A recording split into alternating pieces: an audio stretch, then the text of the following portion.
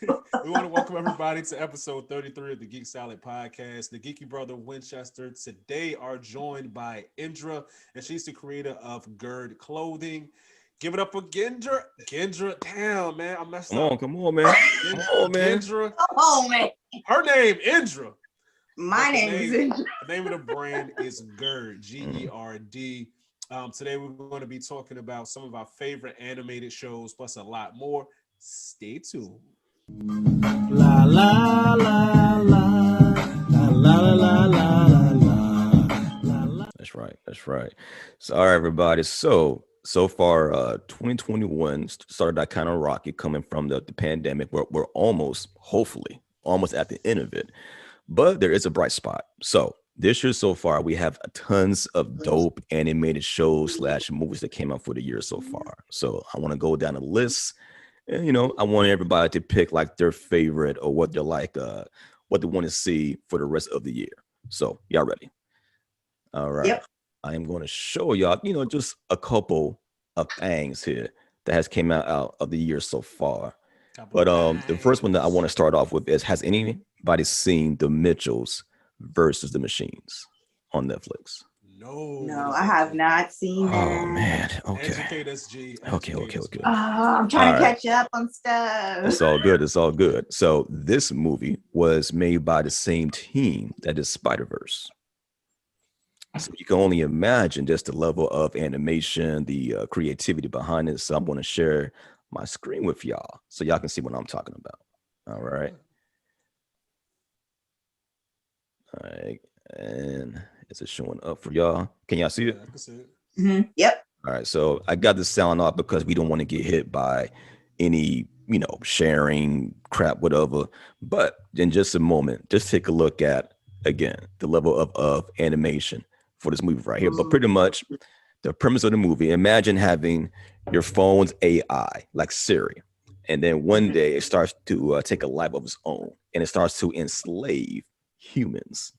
But it's a family movie wrapped around like a robot invasion. So Apple trying to like take over the world, and you got this family, kind of dipsy for the most part.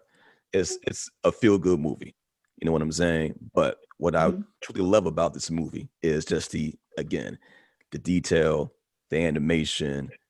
It's just love it. Yeah, but, it looks like it's gonna be really good. But trying to see some of the action bits though of it. But hold on, here we go. It's a beautiful looking movie too. Ooh. Oh Yeah. man. Oh Lord, they shoot. Oh. Oh, they got the best. Come on. That's hilarious. And it's funny because those characters they're voiced by John Legend and his wife. So that's them right there. Teigen, Yeah, Christian Teigen, yeah. And that's supposed to be like the Steve Jobs of the phone company. But yeah, just a little taste though. But y'all haven't seen it yet. But that's cool. I forgive y'all. All right. And then of course, another one that came out. Have y'all seen the Demon Slayer movie this yet? That is actually on my list to watch today. Okay. I know Chris is not too big on anime movies right now. I'm softening my stance on it though. You know what I'm saying? I think it's reason for the eyes. Bigger the eyes is for innocence. The smaller eyes is like the less innocent. So I guess that's how I figure out who's the bad guy. I'm like, oh, you don't have that big eye. You're the bad guy. The good guy's got big eyes. Big eyes. Animated show. The first season just wrapped up, but this picks up like right after it. You know what I'm saying? Okay. And I finished the actual manga story so far, and it's decent. It's decent, but over in Japan, it's like the best thing since sliced bread right now. It's the highest movie, I guess that the highest gross movie ever in Japan. Ever. Oh. Right. Over any live action movies, over any Studio Ghibli movies, the highest one ever. So there you go. All right. So which come first? Did the movie come first or did this season come first? This season. So you should watch the season, then watch the movie? Yeah. I would. Yeah. Okay. It would make sense. But the movie, from what I'm hearing, is so dope. It makes you go back to watch the series anyways. So yeah. That's what somebody told me. They're like, watch the movie, then jump back into the season and see how you feel about it. I was like, all right, I might have to do that because I got lost and I just turned on something else. I was like, Baki, here we go again. Right. We're back at it. We got another one, y'all. So I keep running from it, and then people keep telling me dope animes to watch. By the time BlurredCon get here, I'm probably gonna be dressed up like Inuyasha, man. Like for real. Like, I feel it coming, man. You can't go back that far, man. I mean, you could though, but I mean, there's so much new stuff now, man. You know what I'm saying? Yeah.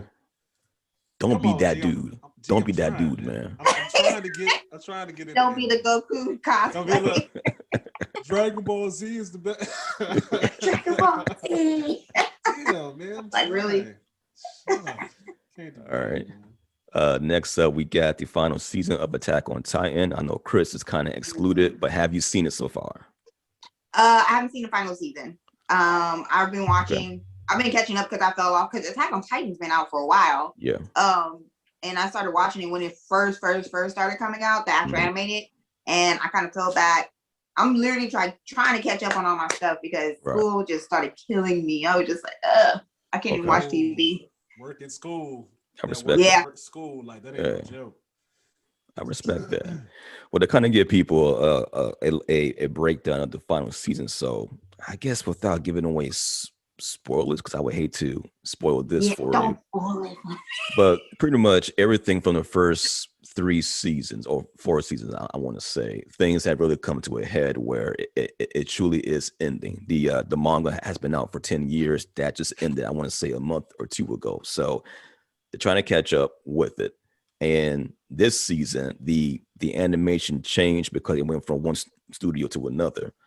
But it still complements the story very, very well. And I mean, if you know anything about the first season, Chris, like, this is one story I would say check it out because it's more mature than the other anime out there. You know what I'm saying? So imagine the Titans, which are like giants, right?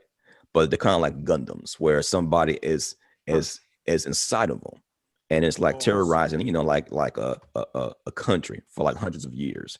But you kind of find out why it's being done that way, and it's kind of like similar to like World War II, where Hitler, was like committing genocide against his people. So that's like the direct parallel between this show and like real life events. You know what I'm saying? But the story though is crazy though, man. Crazy, fam. It is. It's a good watch. It's really a good watch. How many seasons is it? 4, I want to say. Yeah, 4.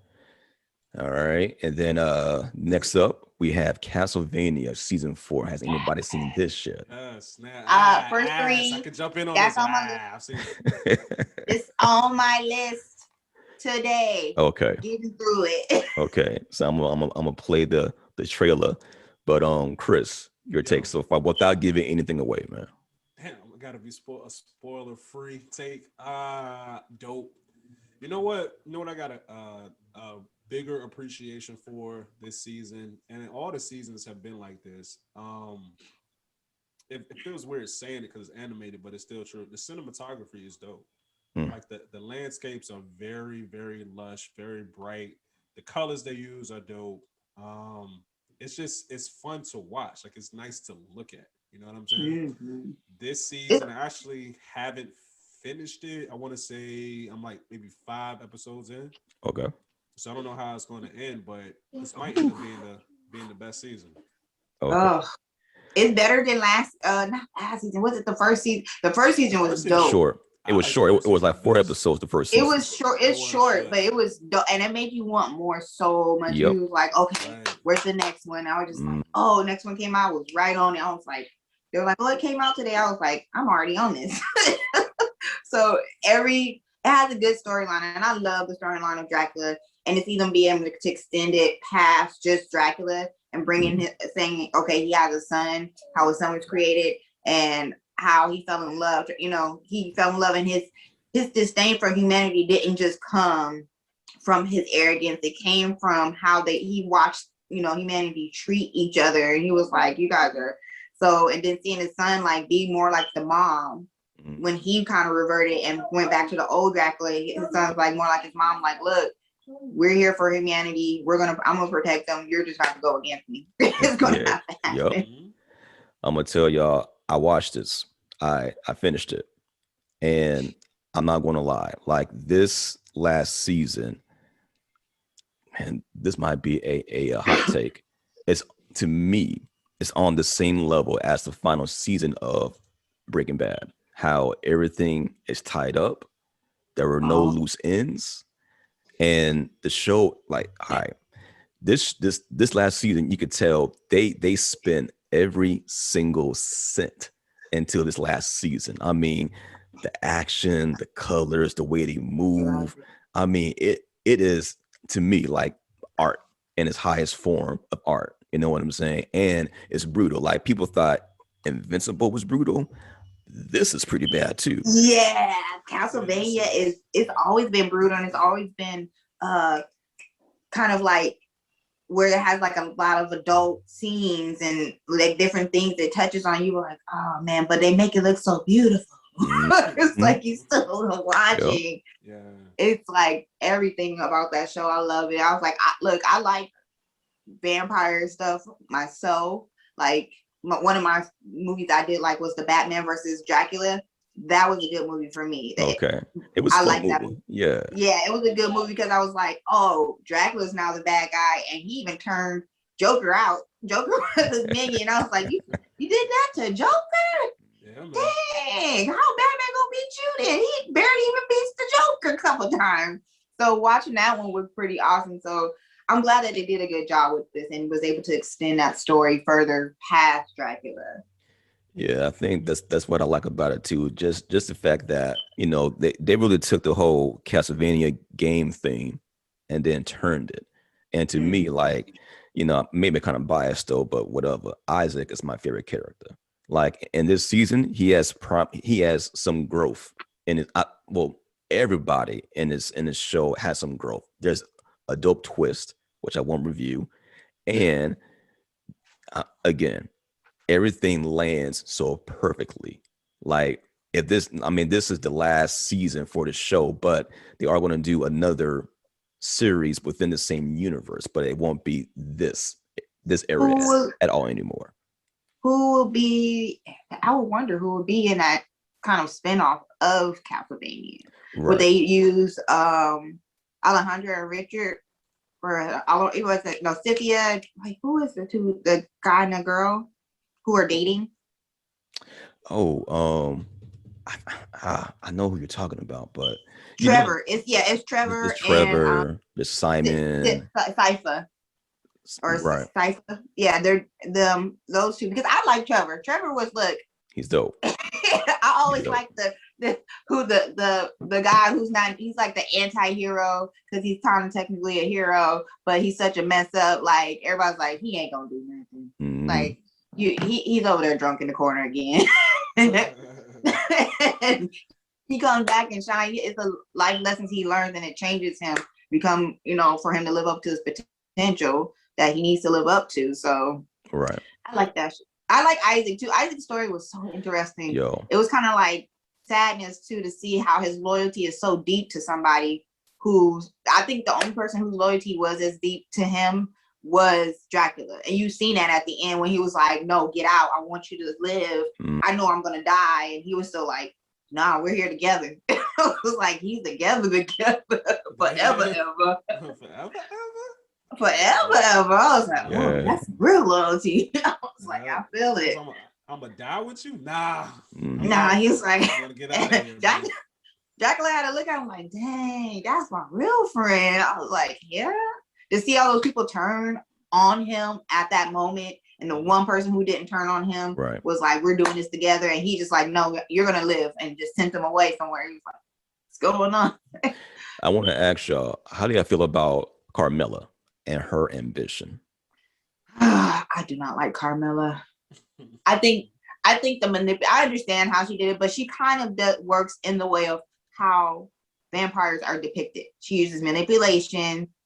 So, she uses her feminine wiles, basically, which is, how succubuses and incubuses work. They use their sexuality, shall I say, to seduce people and manipulate people, which is what happens. But I was just like, I understand. I love her ambition, but how she went about it was some dog mess. I was like, is that the girl that put a ring on old boy finger? Nah, that was Lenora. Yeah. Okay. Yeah. Mm-hmm. Okay. All right. So Chris, seeing that you're in it so far in the season without giving away, do you feel the same way, or has that changed watching her this season? Does what change? Well, do you feel the same about Camilla as far as like, do you like her, do you not like her, or whatever was your initial thought from her from the last season? Has that changed this season? I like her in the sense that it's good for the show. You know what I'm saying? I think when you're writing, if you can write characters that really make you feel something, whether it's love, hate, whatever, it just adds to the overall experience of it. So, yeah, I mean, she out there. You know what I'm saying? She's definitely out there, but I think it adds to the show. Okay. Well, once y'all see the moment where she's in it, and she gives a very good speech about what she's about and how she came to be. Like, she really gets more into it. It made me appreciate her character so much more. And from the trailer, we see her fighting, right? Let me tell y'all, that scene right there, brutal. She's a bad mama jamma. Yeah. She's bad. I like Carmilla for her ambition. I think she just kind of has, how can I say it? Like, she kind of has this thing where she's doing her job. She is supposed to be the antagonist. So she's doing her job in that factor. Yeah. But it's kind of like, it seems like she's not thinking certain things through. She's just moving. She's like, yeah, she has a plan, but it's not to the full extent that she hasn't thought that through sometimes. And I was just like, did you not think that this is going to happen or this is going to happen? You just thought certain situations, certain scenes I've seen, I was just like, okay, Camilla, let's get, like, just like Lenora, I literally did not expect how she came. Like, when I first seen her character coming, I was like, okay, she seems like the sweetest person, but I think there's something that's underneath. And then she just showed her colors. I was like, oh, so all you vampires are like this. I think Dracula was probably the only one I give saving grace. Dracula and his son were the only ones I give saving grace, because Dracula he actually changed. He wanted to do good for humanity, but humanity, using their beliefs, destroyed the one thing that made him change his mind about humanity. And I was like, I understand. I'll wild out too. I was like, yep, everybody's gone. We're not doing this. I don't care. So, everybody goes. You're gone, and you're definitely leaving. Yo, real talk is almost kind of like the same line of thinking with Omni-Man on Invincible. I know we're gonna get to that too. It's like, most people want to be good and try to be a good person, but dang, what if you could live like 100,000 years or something? It's like, I can legit see myself being like, you know what? I'm gonna just try being bad for a little while. Like, I don't know, like maybe for a few hundred years, I might switch back. I don't know. I've been good for 1,000 years. Like, it's like you would just kind of get tired. Yeah. You know what I'm saying? Like, why?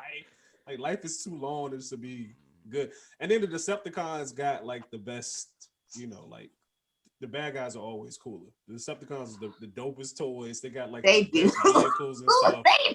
They make it look so cool. Yes, like, sir. Think about the name too, like Decepticon. That even sound cool. What's the Autobot, man? Nobody want an Autobot. It sounds like something that's gonna automatically like vacuum your floor for you or something. You know what I'm saying? Like a Rumba, the new Autobot Rumba. You know what I'm saying? It's ridiculous. That's definitely, and that's what the thing about it. Like, our next batch coming up, we're gonna focus on the villains, man. We're focusing on, that's a big thing that I had to really, like, even me, like, a lot of the villains or even anti-heroes and stuff like Wolverine. Wolverine is technically an anti-hero because yes, he does do good stuff and he is for, but he has so many demons that he fights within himself, it causes him to make these choices that are not the greatest, and that does affect his image as far as him being a good guy. Yep. You know, so, and his ties to people who are not good guys makes it like, okay, come on, man. Like, Sabretooth's your brother.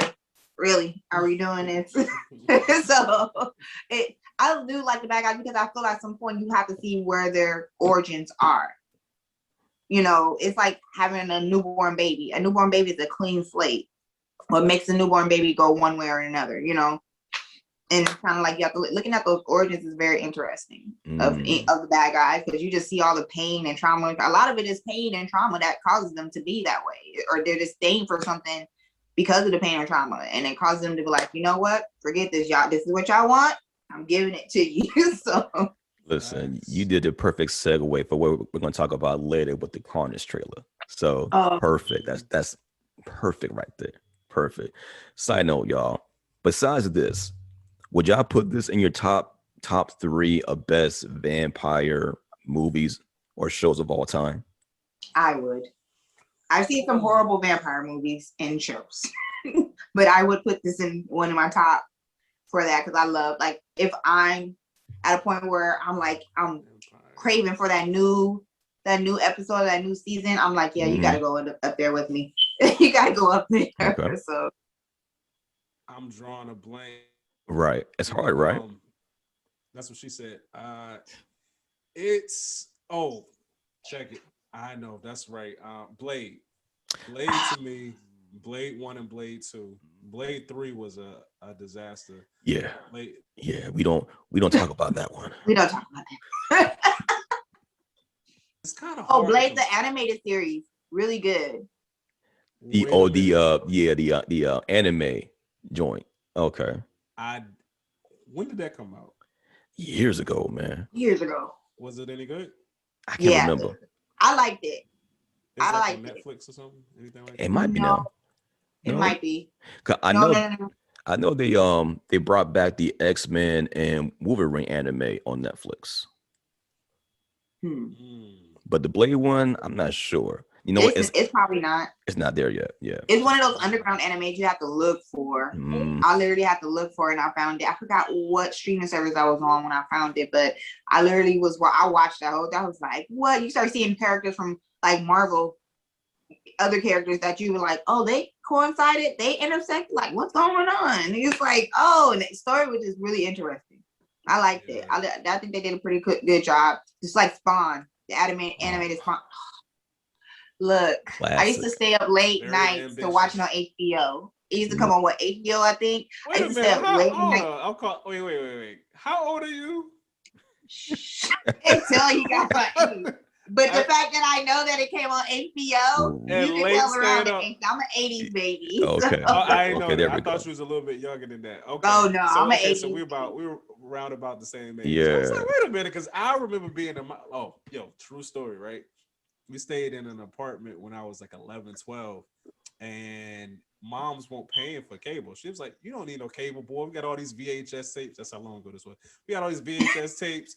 Watch you some regular TV, put some bunny ears on the TV. I was like, dang.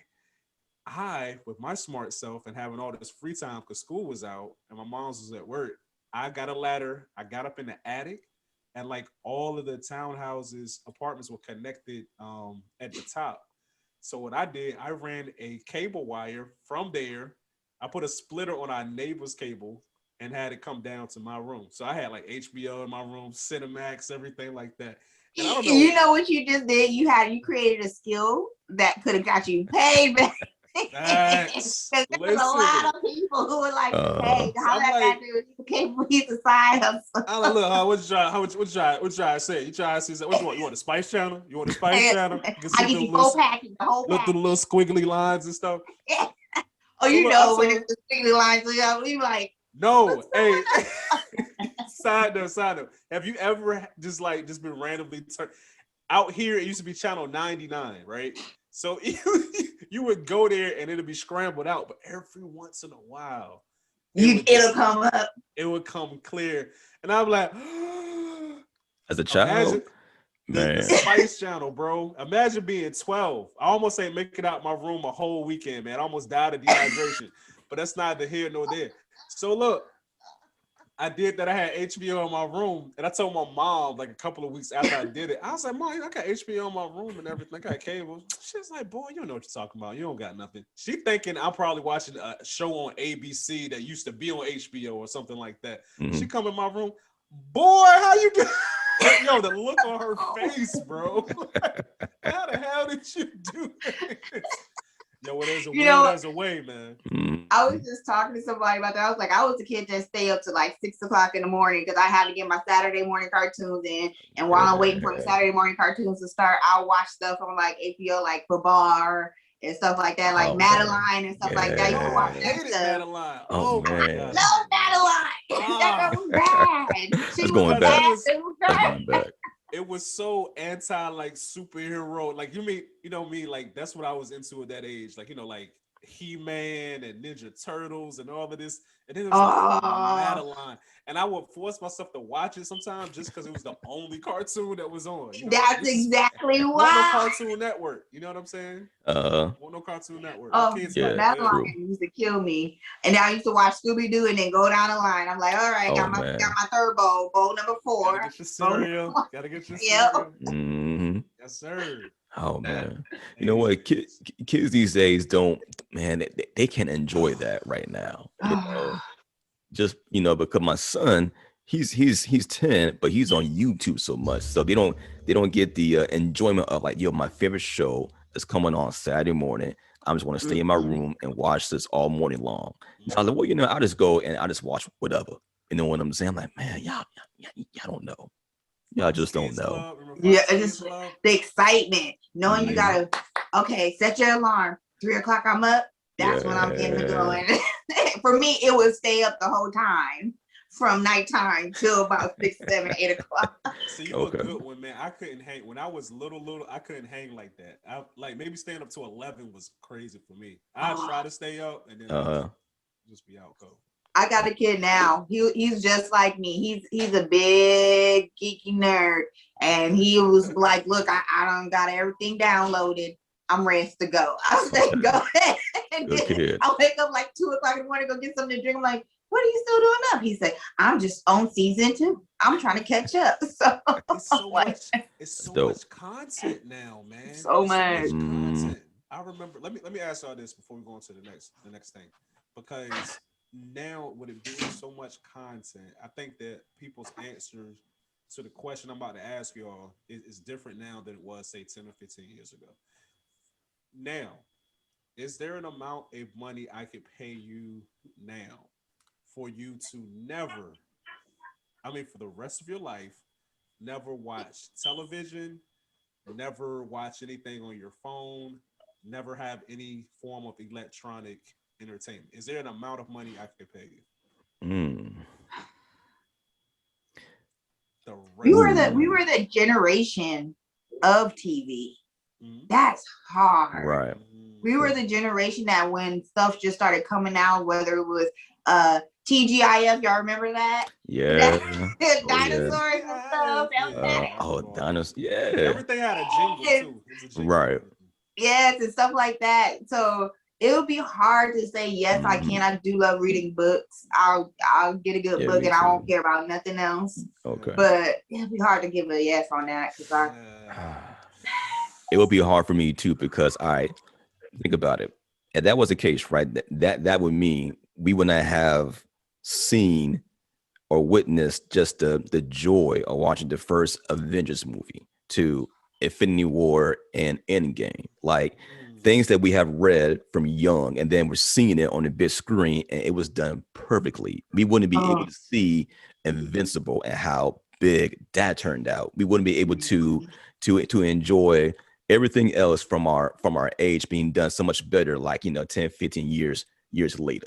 So to like rob you of that, I'm a nerd for real. yeah. And not being able to enjoy those moments, I don't know, man. And man. it's like it does take out a lot of that imagination. It's like seeing your imagination being played on the screen. You like, this is how I wanted it to be. this is what I thought it was gonna look like. Like to see it play out is just like, oh my gosh. We literally went through every single Avengers. We had a night we were like, we're gonna watch every Avenger. We're gonna have a You Can't Cry contest. I was by like the second and third. I'm like, oh my god. My son's crying. I was like, man, I'm lost. I'm crying. And I looked over my son was like, I'm crying too. Yo, shout out the Stats Guy. Stats Guy was definitely crying at the end of Logan. He was crying. I looked over. Really? Big Bird. Yo, when Peter shoulders moving the air. Yo, when Peter Parker looked at you, he was like, Tony, don't die. I said, don't die.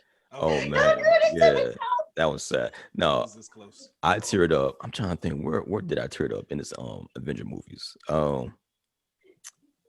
I teared up when Iron Man was dying, and he was like, it was the very last scene where he's all fried up, right? And then here comes Pepper Potts, like, Tony, it's okay, you can rest now. Like he was still trying to like save everybody. He was like, all right, cool. Since you told me, I'm a rest now. Finally, I was like, no. Yeah, it was coming. You can't just stop crying off that, because it's like when the woman that you love or the person that you love comes to you, like, you don't have to fight no more. You're done.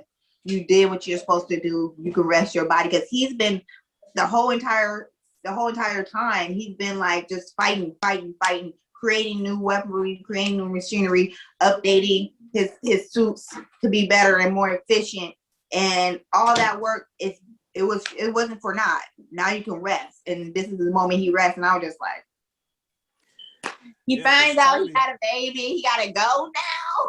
You know what? He could have just have been like, all right, cool. Forget all the people that got snapped away. Y'all just stay away. I got a kid now. I'm happy. I'm married. Blah blah blah. Obviously, I'm still a billionaire. He could have just been like, I'm right. Cool. But he was like, nah, I got a chance to right a wrong, and he took the chance. And that's the difference. That's where you differentiate yourself, and that decision, that crossroads you're at. That's even like in life now. You have to make that decision which way you're gonna go. And he made a decision knowing because he knew he was gonna die if he went and fought. So he made that decision and was like, "Yep, I'm gonna do it." Because if you guys remember, he already had went back in time or seen the future or something like that to that point. All the different scenarios of what could have happened with the stones. Yeah, that was from an Ultron movie. Yeah, most of them were him dying, and he already knew that. He was like, "Forget it, I'll go do it." The one that where he wouldn't die, he basically wasn't involved. And he was like, "Let me go ahead and do it. I have to save." It wasn't just for him, and being that's what heroes are built on: unselfishness. That's what you know when a hero that decision to not be selfish, and it was a great. Oh man, the whole thing. I love you. I can't even watch Black Panther. Right. I can't even watch Black Panther no more because I just start tearing up. I start tearing up. I was like, no. And you know what, Chris? Again, to go back to your question, I would have to say no, because again, Black Panther, perfect example. If I could not have witnessed Black Panther when it came out, like, and then now, would it mean so much more now? It's oh man, what? Let me throw this. Your money don't matter. Take your money. Throw this. I tend to agree with both of you. I like TV and I like my phone so much. Like any business I got, I run it through my phone. Like my phone don't leave my side. It's crazy. But okay, let me just play devil's advocate. If money is no object, then you could literally change the world because you got so much money and you could help so many people. So you actually would have a legitimate chance of being Iron Man and being unselfish and saying, you know what, I want to sacrifice some of my entertainment. Not saying I would do it because I wouldn't. I'm too selfish. He said I'm good. But no, you would have a chance to be like, you know what, I will sacrifice something small like my entertainment for the ability to have all of these trillions of dollars to help, you know what I'm saying, all of these people on earth and really make an impact before you die. Okay, sir. You know well what? said. Well said, sir. That just goes to show how selfish we kind of are. All you gotta do is just give up TV and you can save like all of these starving kids. Like, you know what?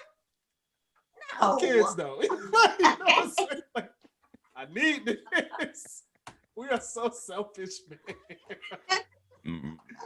Yo. And you know what? We're anti-heroes. That's what we are. Yeah. Yeah. Yeah. Yeah. Side note.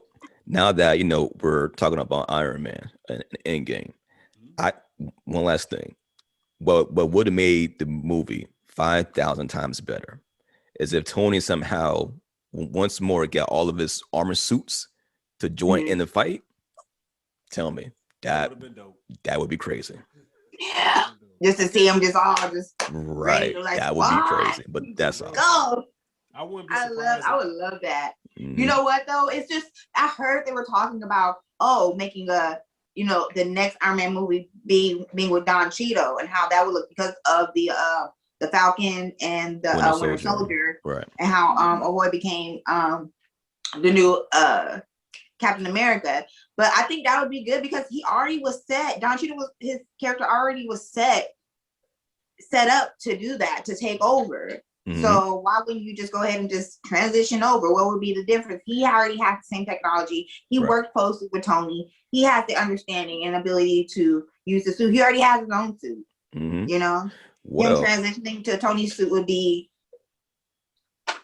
well, good thought, because they are doing an Armor Wars TV show for Disney with him being like front and center. You know what I'm saying? So that's going to be him and his suit taking on other people trying to get like the same tech as like Tony Stark's suits. You know what I'm saying? So yeah, be on the lookout for that. You know what right though? I thought about this too. Like with Black Panther, the storyline I got lost in a rabbit hole of the Marvel Wikiverse.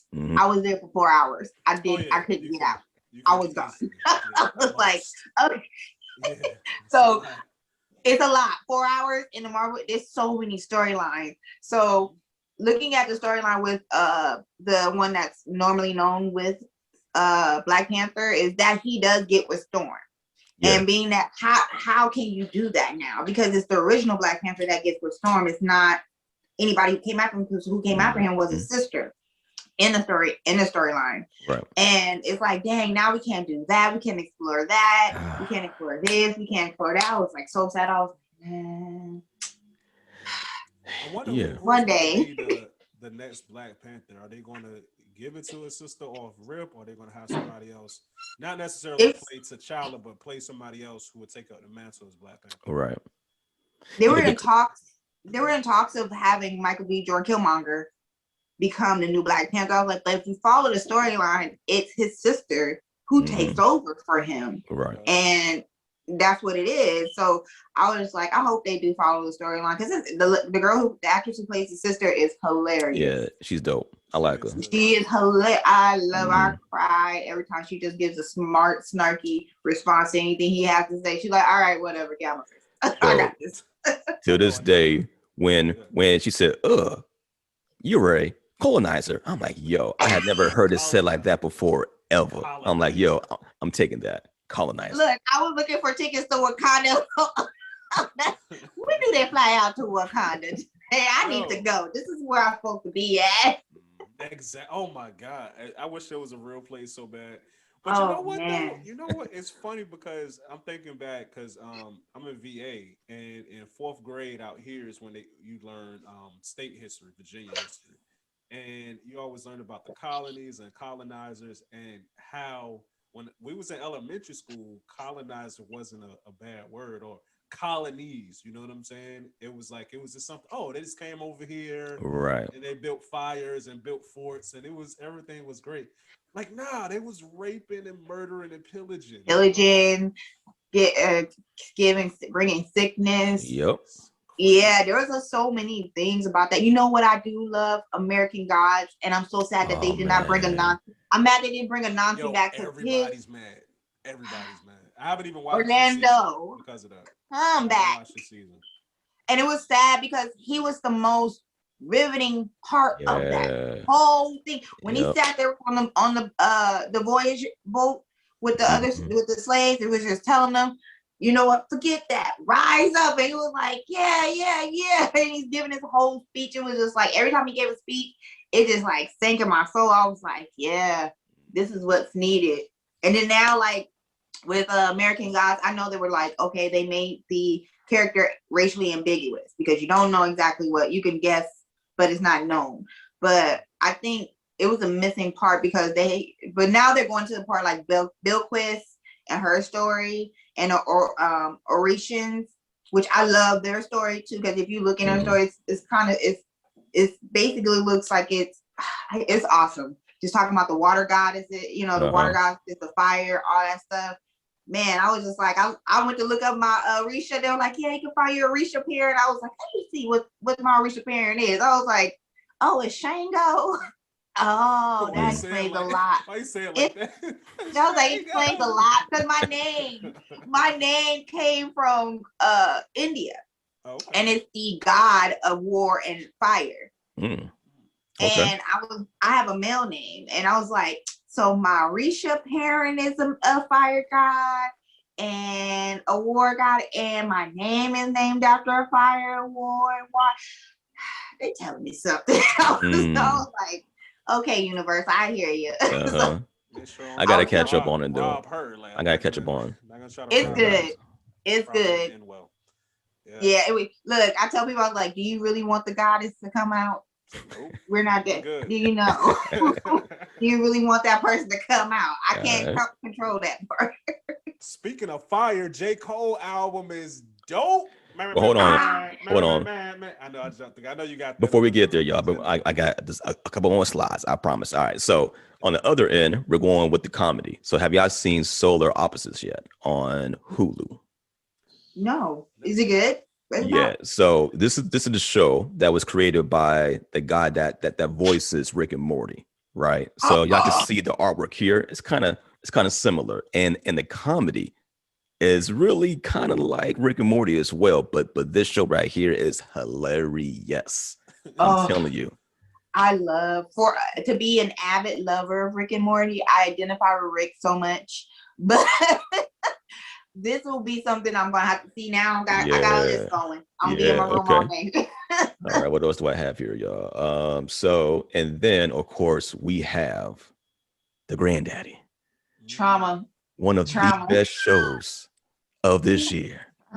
From beginning to end, there wasn't a dull moment. And I felt like I needed to go get therapy for PTSD after watching. I was like, I can't. This is trauma therapy right now. I need. It's too much. So here goes Invincible. So all right, y'all. There's so many essays, so many written pieces of the show, so many breakdowns. So and then of course we got Raya, The Last Dragon, that came out a month or two ago on Disney. So that kind of like rounds out all of the animated shows and movies for the year. So I'm gonna put it in y'all hands. From what y'all have seen so far, what is the best animated show or movie so far this year? Invincible. I'm sorry, hands down. We're gonna have to go with that. That's not even close. It is not even close. Not even Castlevania season 4. No, it's not. Well, okay, I can't 100% say that because I haven't seen the full season. Okay. Watch it. But so yeah, it's got a lot of stuff to make up for, because Invincible, it's so much more than just the gore that gets the credit. Like the show legitimately has a heart to it. Like it's very well written. The voice cast is spectacular. Animation is good. It's like, what more can you ask for in an animated movie? You know what I'm saying? It's definitely the best. Yeah, definitely. I don't get traumatized by a lot of stuff. This traumatized me from like the point where he killed all the Guardians, and I was just like, hey, what's going on? And then I felt like I was walking into the trap, and I was just like, wait, what's going on? Hold up. Stop, you're talking about like, look, he called all of them there. He get one of these moves like. Yeah, I was like, wait. I was like, oh, it's about to happen. Oh, it was bad. And just go through the whole thing and the ending itself, with the way he talked about Deborah. I made a comment on one of you guys think about how he talked about Deborah. I was yelling at the TV like, yo, mama's a pet. Yo, mama's a pet. It's like, side note, so Viltrumites normally just bang their pets? Is that like a thing? Listen. You know what I'm saying? Like, that's cool. That's what they're doing in the streets now, banging pets. Now, in defense of the Viltrumites, I'm going to put it like this. So, you know how a pet's life is short. 10, 15 years, that's it, right? And then, when your pet dies, you feel some kind of way. It's like I lived for so long that whatever creature, because remember, he's an alien now, whatever creature I mate with, you know what I'm saying? My love for them is that of a pet. They're going to be here for a couple of years and then die away, but I'm still here. I'll miss them as much as a pet, but I'm going to move on. You know what I'm saying? I guess that's a blessing and a curse with the immortality thing, is the fact that you lose a lot of your humanity as the years go on, because you watch so many people and care about, grow old and die, and just like, I can't do nothing about it. This is how their species is. This is how it goes in their, community. And it's sad. I was just like, I understood Nolan, but that pet comment had me about to fight him. I was like, look, draw me in, somebody. Draw me in. Tag me in. Draw me in. Tag me in. Tag me in. I'm ready. Let's go.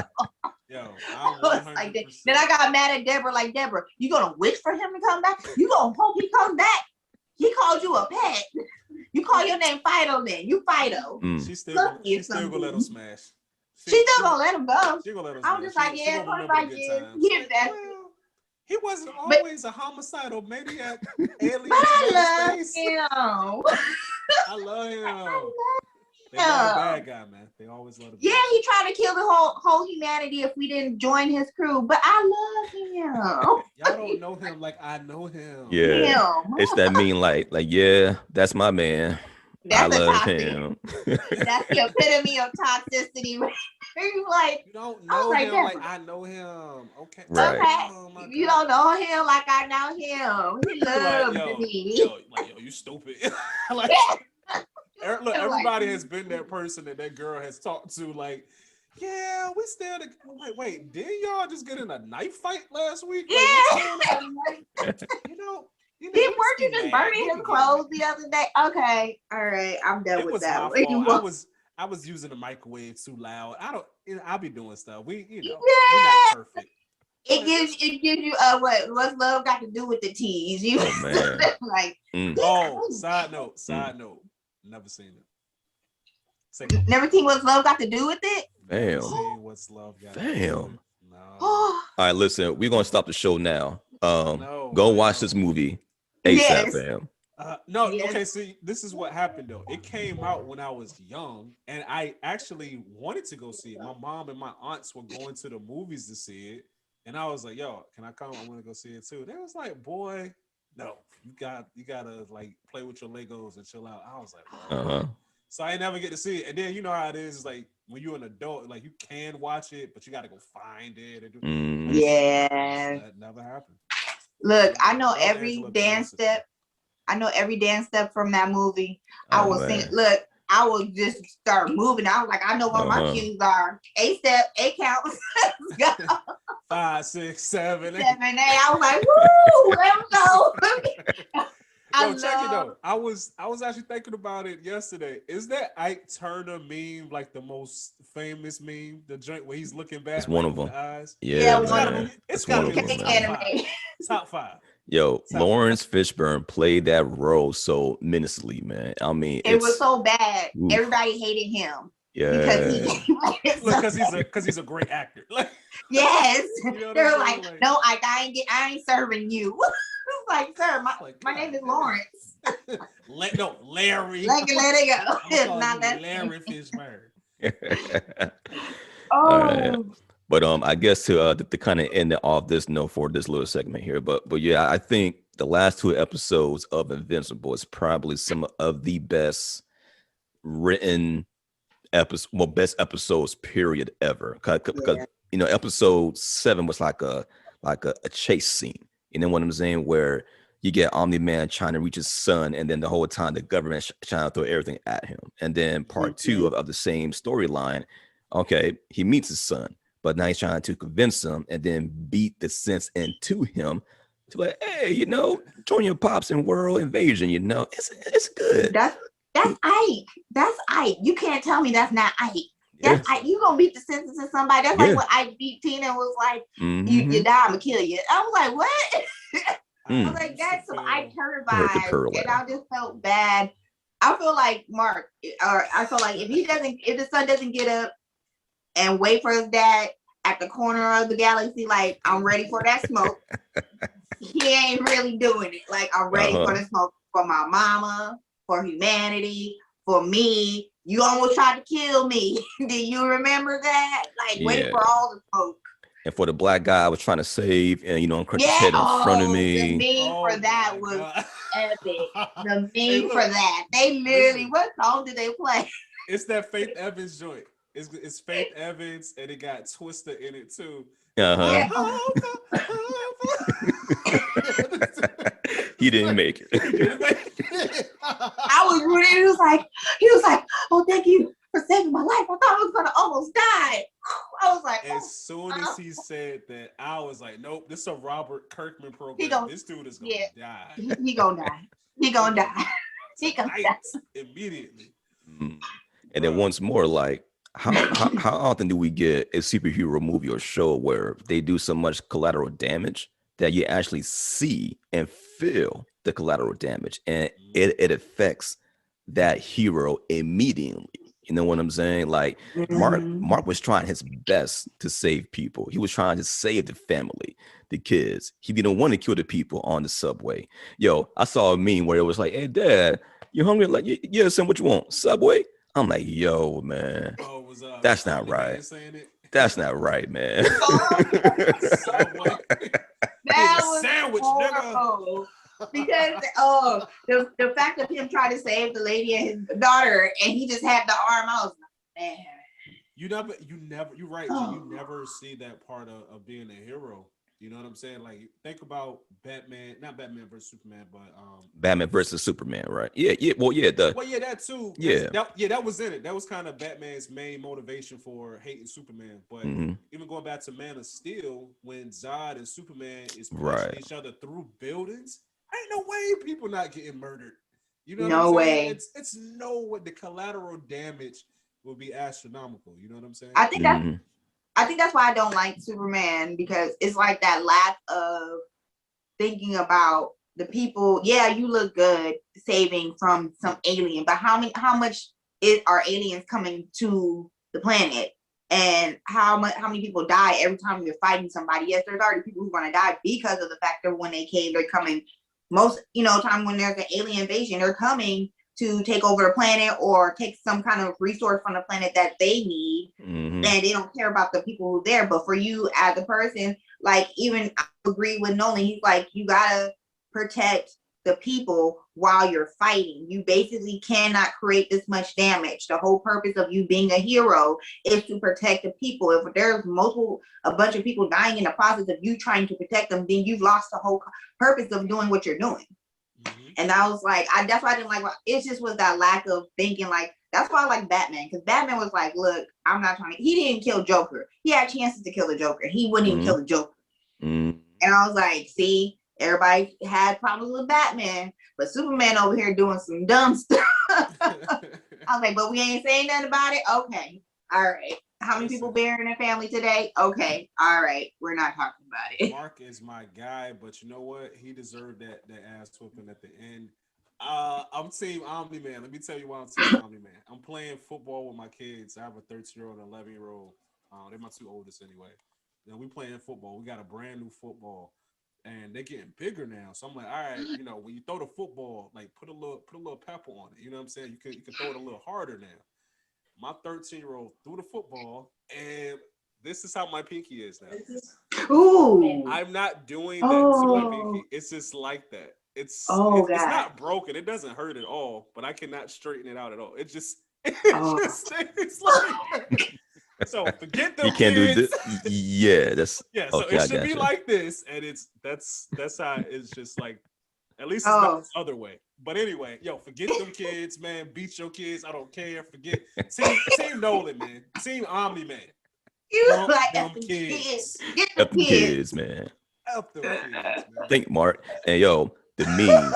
Think, Mark. That is everywhere, yo. God. I've everywhere. Oh my God, bro. I've seen at least 200 of them. At least I could see that being like a thing. People were like, to beat your kid and be like, think Mark. I'm a name for Mark. Why you calling me Mark? Yeah, like, Dad, why are you calling me What? that? I'm Shut not up. Mark. Oh man. Oh man. Yo. I got to That'd clip be that for the fun. show. For sure.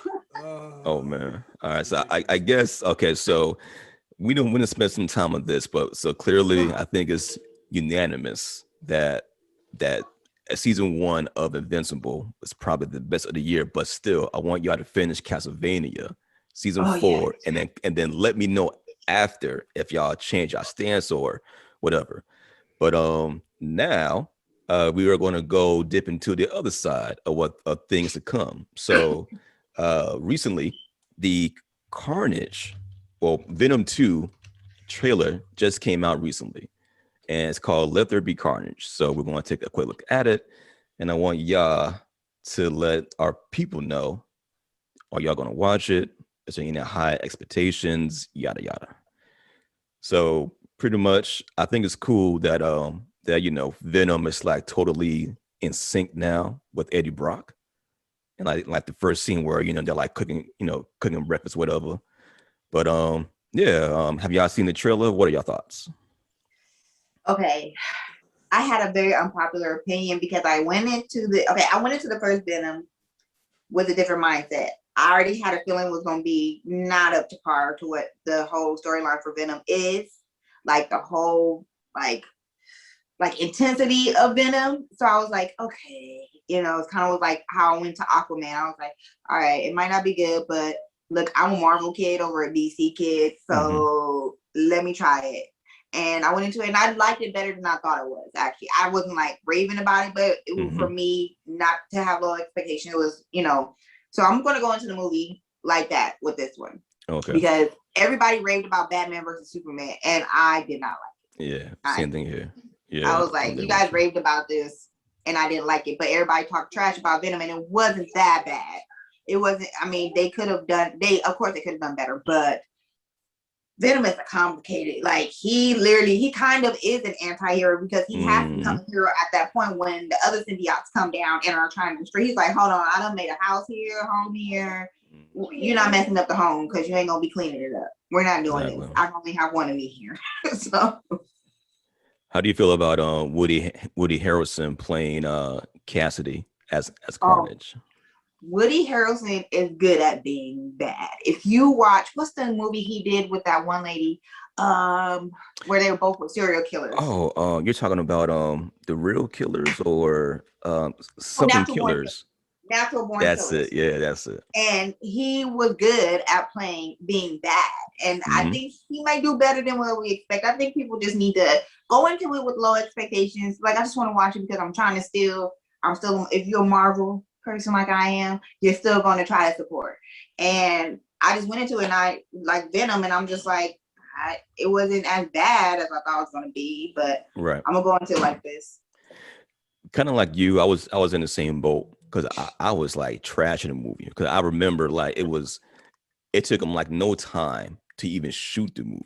It was like less than a year. It was like, we're going to shoot for a couple of months and then the movie's coming out. So, and I remember on the earlier podcast, Chris and I was talking about the first Venom. I'm like, man, it's being made in like what, 8-7 months, and then it's going to be out. It's going to be terrible. Saw the movie. I'm like, you know what? It's not bad. It's funnier more than what I thought it was going to be, and it's like kind of like campy. You know what I'm saying? Yeah. My son loved the movie. Like, I mean, the entire movie, right? But this Carnage movie, I'm like, okay, I'm going to give it the same amount of expectations as the first Venom movie. Yeah, I think a lot of people were like, "Oh, that looks like garbage." I'm like, but we treated every movie like that. I'm the person like I'll go watch D-list horror movies just to see what it's about, or D-list sci-fi movies just to see what it's about, and end up coming out the movie like, this is better than I thought it was. So I'm willing to give it a chance to see what it's going to give, but I'm not going in there like, oh, this is going to be just as good as the Spider-Mans, or because there were some Spider-Mans that were garbage. I was just like, I'm not watching it. Like even the last one when he did the little family, the trip and everything, like I was like, okay, we could have. I understand. Mystique, was it Mysterio? What's his name? I like that joint though, man. I like that. I Yeah. haven't The watched plot it line was good. The plot line was good. I just think it could have been done a little bit more better. I like when they did the Hobgoblin, Green Goblin. I loved it. Even when they brought up Doc Ock, oh, I was ecstatic. I was like, they brought my dog out. Let's get the rumble. You like Doc Ock? You a Doc Ock? Yes. Look, I'm a somebody nerd. say that. I'm a nerd who likes nerds. I like intelligence. I'm like, oh, that guy's crazy and smart. We gotta get married. But we're gonna have to fight because I'm gonna be the good guy. Right. Okay. We're fighting every day. I'm the good guy. Yo, that's wow. You know what? Okay, so it's to piggyback on what you was talking about. Watching movies you think is already probably going to be trash. We have a segment on the show called Hate Watch. So real quick, do you have anything that you like to watch that is you only watch it because it's so bad? It's so bad that you like, you know what? This is entertainment. Ooh. Jeez, I left this phone. Hate Watch.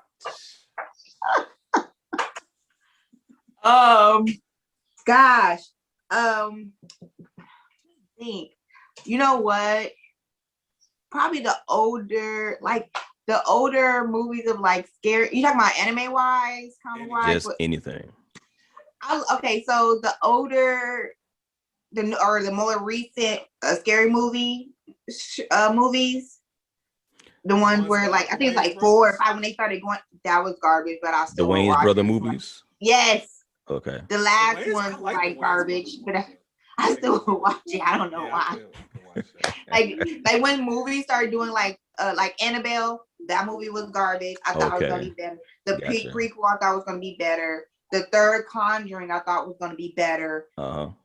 Disappointed, but I still will watch it every once in a while. Like, all right, I feel you. Just to put it on. So the freaking most of the seasons of Family Guy, garbage. Okay.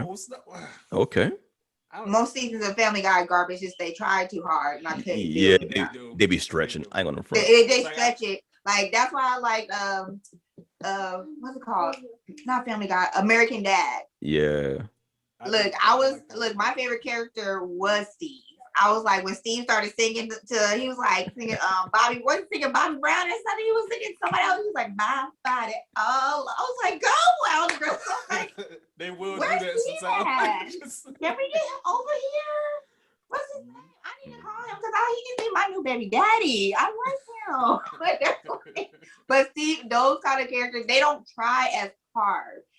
Family Guy seems like they're just like it goes over your head to the point like it's so stupid it goes over your head. You're like, I don't get it. What are you trying to reach?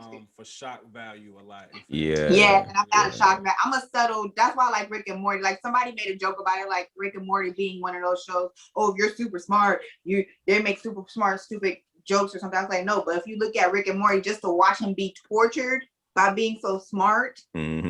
To be the smartest man in the universe and you that tortured that you just have it's my favorite episode when the dragon and they were calling it dragon sex.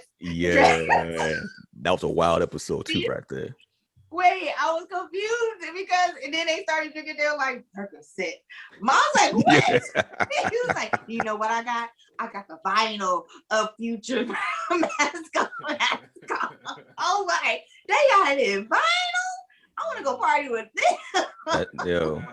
When they had the actual iced tea episode. Oh yeah, Chris. That play. You're sort of man. Crazy. I was yo. They were like, this whiskey. I was dancing. I was like, this is a good song. When they gonna put that on the street? Yeah, man. I've seen like maybe one full season of it. Oh, okay. Oh, you gotta watch Rick and Morty. It gets funnier each season. Especially like Rick is just like a horrible dad, but he's like such a smart person that the daughter just like forgives him every time. And like people start changing their characters, and then Morty, his character starts developing more. He's not just a sidekick. He starts becoming more, and he's like, look, he'll be going off and talking about Rick for the true person that he sees him as, and like, Rick is just POS. Everyone's like, what? Rick is so smart. Okay, he's still POS. I was like, yeah, he is. You could definitely Yeah. be both. Yo, my joint was Mr. Macy's, man. That was my Oh guy. man, yeah. Mr. Macy's. Yo, that was my dude, Oh my bro. God. Was Mr. Macy's and who's the banana? What's his name? Oh, Mr. Oh man, what's his name? Poopy Boho. I think it might be when he got shot. When the daughter shot him, and he was like, they went to her rehab, and he was like, "Can I talk to him?" And a lady went to him, like, "Do you want to talk?" He was like, "I was like, he was the nicest person, girl. You should feel ashamed of yourself." Oh man, that show is funny. Yeah. I love it. And that's why I think you will love Solar Opposite. It has that same type of like, I don't want to call it intelligent, crude humor, but it's kind of like that though. You know what I'm saying? That's how I am. Yeah. I'm very Yeah. have a crude humor. And before we jump into music, Chris, I know you got some questions about our guest here with her clothing line. So let's dip into that right there. Yeah, so tell us about the clothing line. So I know it's Gerd, so that's geek and nerd. Yes. Yo, tell us the genesis of this. That's my big word for today, genesis. Tell us the genesis of your clothing line and how it became to be what it is today. So, as you see, I'm one of those original nerds when we all started realizing what we were. So I wanted to create something because I really did get tired of seeing. I love the anime and the comics, but I got tired of seeing people wearing stuff that didn't have, us Black nerds and stuff like that, and geeks not having something that represents us, and I wanted to create something that had references that you not just have one reference. It's not one reference to one anime or one comic. You can see multiple references in like this one. Even this one is like literally like freaking Iron Man and the J's because I'm a sneakerhead. I have a secret closet that I don't let nobody in because you try to take it. You're like, hey. I'm trying to salute. Look at my pinky though. Yeah. Like, F them kids. Hold on. Can I can't even. You see, my pinky is so straight. I can't even do it. Okay. It's ridiculous. My strong hand.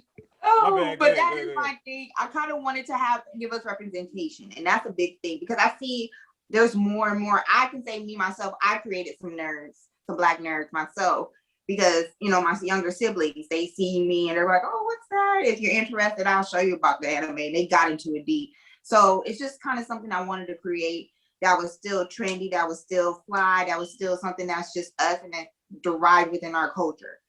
Because within our community, we're looked upon differently. We're not dressed a certain way, look a certain way, doing a certain thing. They're like, you whitewashed, or you're this and this and that. You're not a part of our community like that.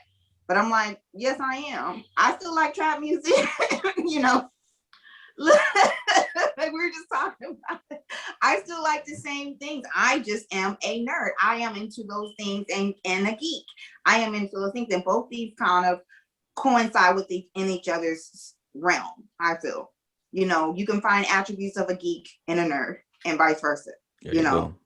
And that's what I kind of just wanted to incorporate. And I when people say things, I didn't understand really the true nature of trolls. I've had trolls like, "Oh, you gastrointestinal," and no, we're the anti-acid reflux company, or it's so it's not an acronym. It's a conjunction. So it's I had to come with those, but that's my whole thing. I just wanted to put something out there for people. I've been wanting to do this for a long, long time. And I'm starting as I gotten older to take risks and say, let me just put it out there, see what people are feeling about it, Mm-hmm. And I really took my time on the quality. I was very particular. I'm such a picky person. I had to literally tell my graphic designer, Julian Shaw, I love him. I literally had to tell him, like, look, I'm going to get on your nerves because I'm so picky. And I'll say no more than I'll say yes. And he was like, that's fine. And he drew something up for me the first 10 minutes and we started talking. And I loved it. I was like, yes. Because two of my favorite cartoons are considered, I think they're considered animes, are Boondocks and Afro Samurai. I beat the Afro Samurai game. I played it night and day for a month. And I learned every move. Every single passway. I learned when you have to jump on the wall and climb and flip and jump up. Man, I had learned all that. I bought a PlayStation because I was like PlayStation 2. I was like, Okay. I need that game. But these are where all of my love for grew big, because I used to do the comic strips too, you know, Magruder's comic strips. So I read the comic strips. I was there. I was there at the beginning. I was like, oh, did I see it on TV? I was like, ah. So that's where everything grew with that. And I wanted to have us to have something that represents us and we could be able to wear it proudly. You know, the back of my shirt has the definition, you know, kind of, and the front of my shirt has references. You can probably get about 2 or 3 references per shirt you find, per sweater, you know, with the characters on it. And I just wanted to give us a brand that we can say is our own, something we can say as our own, and stop buying, you know, characters that don't look like us. They don't even look like the Japanese characters are supposed to be. Like how you have a name like Naruto and you got blonde hair and blue eyes. Like that doesn't make sense. And you're like, hey, it makes you question things. And we already don't have that representation. So for us to have a level of representation for ourselves that we can call our own was something I wanted to do. That's dope. That's dope. You know what? I would love for you to hopefully one day, because there's a company up in Fort Mill, South Carolina. It's a Black owned manga company where they sell books and they're about to get into like animation, but they have like their own comics, anime style inspired, but with us in it. For all these stories. So I'm gonna shoot you their info. Maybe y'all could, like, you know, get together and do something. Please do. I love it. Look, it's dope. My son, I'll go get him, like, what's the one they had came out with, the Egyptian one? Is it Black Sands or something like that? Yeah, I saw that. Yeah. I got him all those. He was like, I'm already done. Less than a week, he was like, I'm done. What's up? Yeah. I get some more. I'm like, let me look for some. And I love it. I like to have my whole, you know, my children like anime and stuff like that. I literally feel like I created some nerds too. So I'm in my own community that's just dope. Us. And I love it. But I just wanted to put something out there for everybody. And I really hope everybody enjoys it. We're still gonna be coming out with more merch. Like we have more, like I said, we're gonna be doing bad guys. We're gonna be doing like Gerd University, some, you know, kind of college type, you know, stuff, and we're just trying to expand with that. And I think our community has grown. You know, we used to be looked at like, oh, you hear nerd or geek, you like, oh, Stefan or Steve Urkel type stuff. They're like, yeah, we're more like Stefan and Steve. You know, Stefan still was a nerd, but he was cool. But I'm a little bit of both. Yeah, Gerd is kind of like Stefan and Steve put together. So that's kind of where we are. So I love it. All right. It's one of our taglines on Geek Salad. It's like more Stefan and Steve Urkel. You know what I'm saying? Yes. But a little bit of Urkel though. You know what I'm saying? A little bit of Urkel. I was Steve for years because people used to call me the weirdo, or I was the black sheep. Literally, like they're like, "Oh, you're weird," or people used to bully me because I was nerdy and geeky and stuff like that. But I was like, came into who I was and appreciate who I am. I was like, okay, whatever. Now I'm like Stefan. I'm like, okay, I love wearing my glasses when I can. Because at work I can't. I love the fact that I'll go read a physics book, but I go read my comics, I go read my manga, I go watch, you know, different things. I love documentaries. Yeah. I'm just such a big spectrum, but that's how we are. We're expected to be within this one community, but we're also in another community, and we're basically a combination of all of that. So there we go. I just wanted to represent us. Yeah.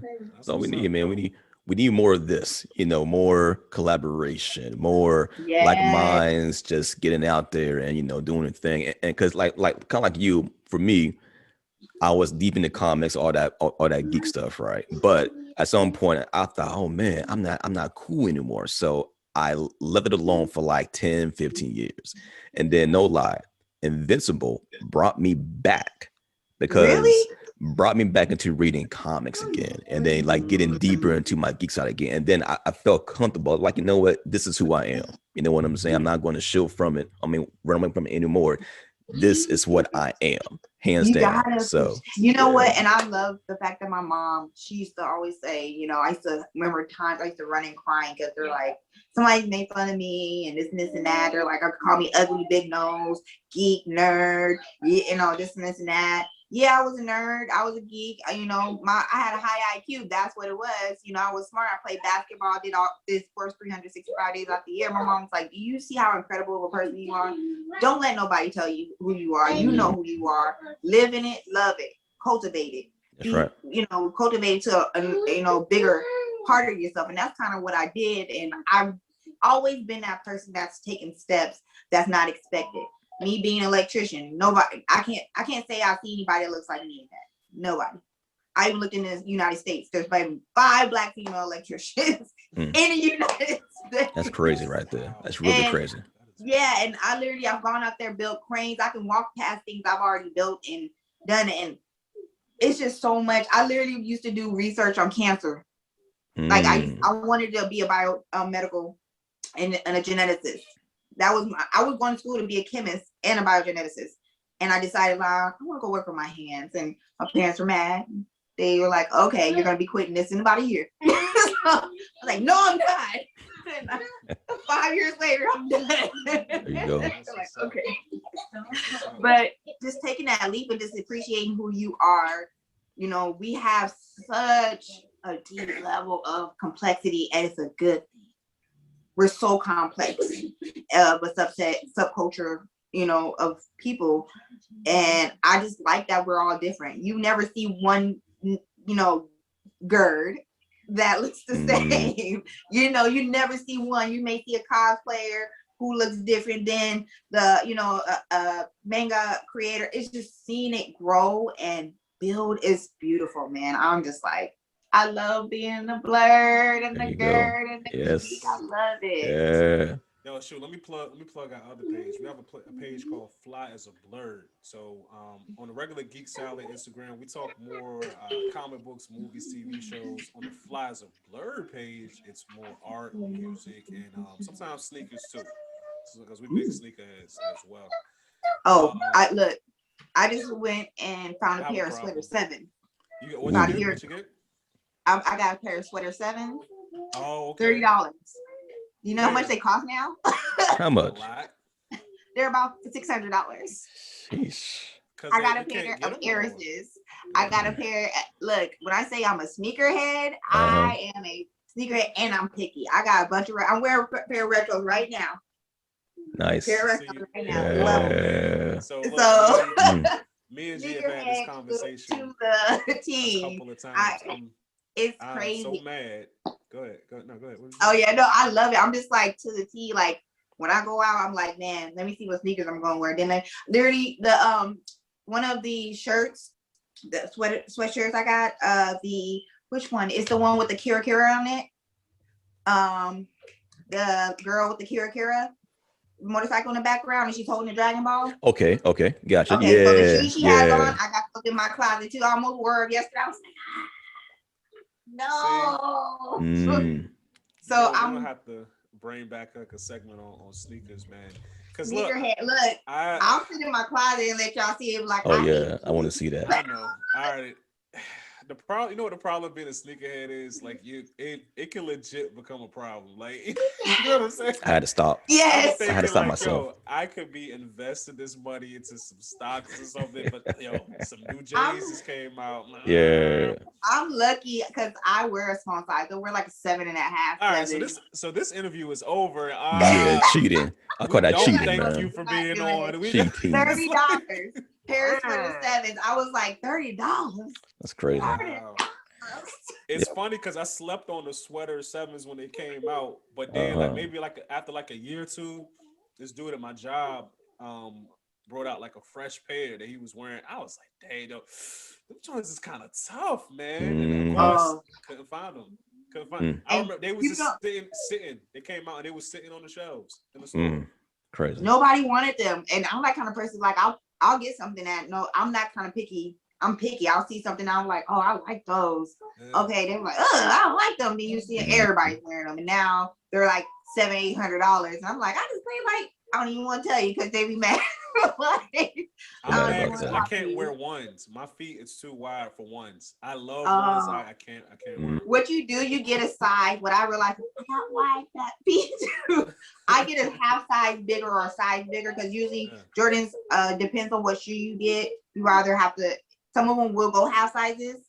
I've seen a lot of women go half sizes, but usually they're one size up. Like if I wear a 7, I may get an 8 because I know that the ones are narrow and you have you have wide feet. So that's what I do. I can't do it. I'm a size 13. Like a 13 and a half.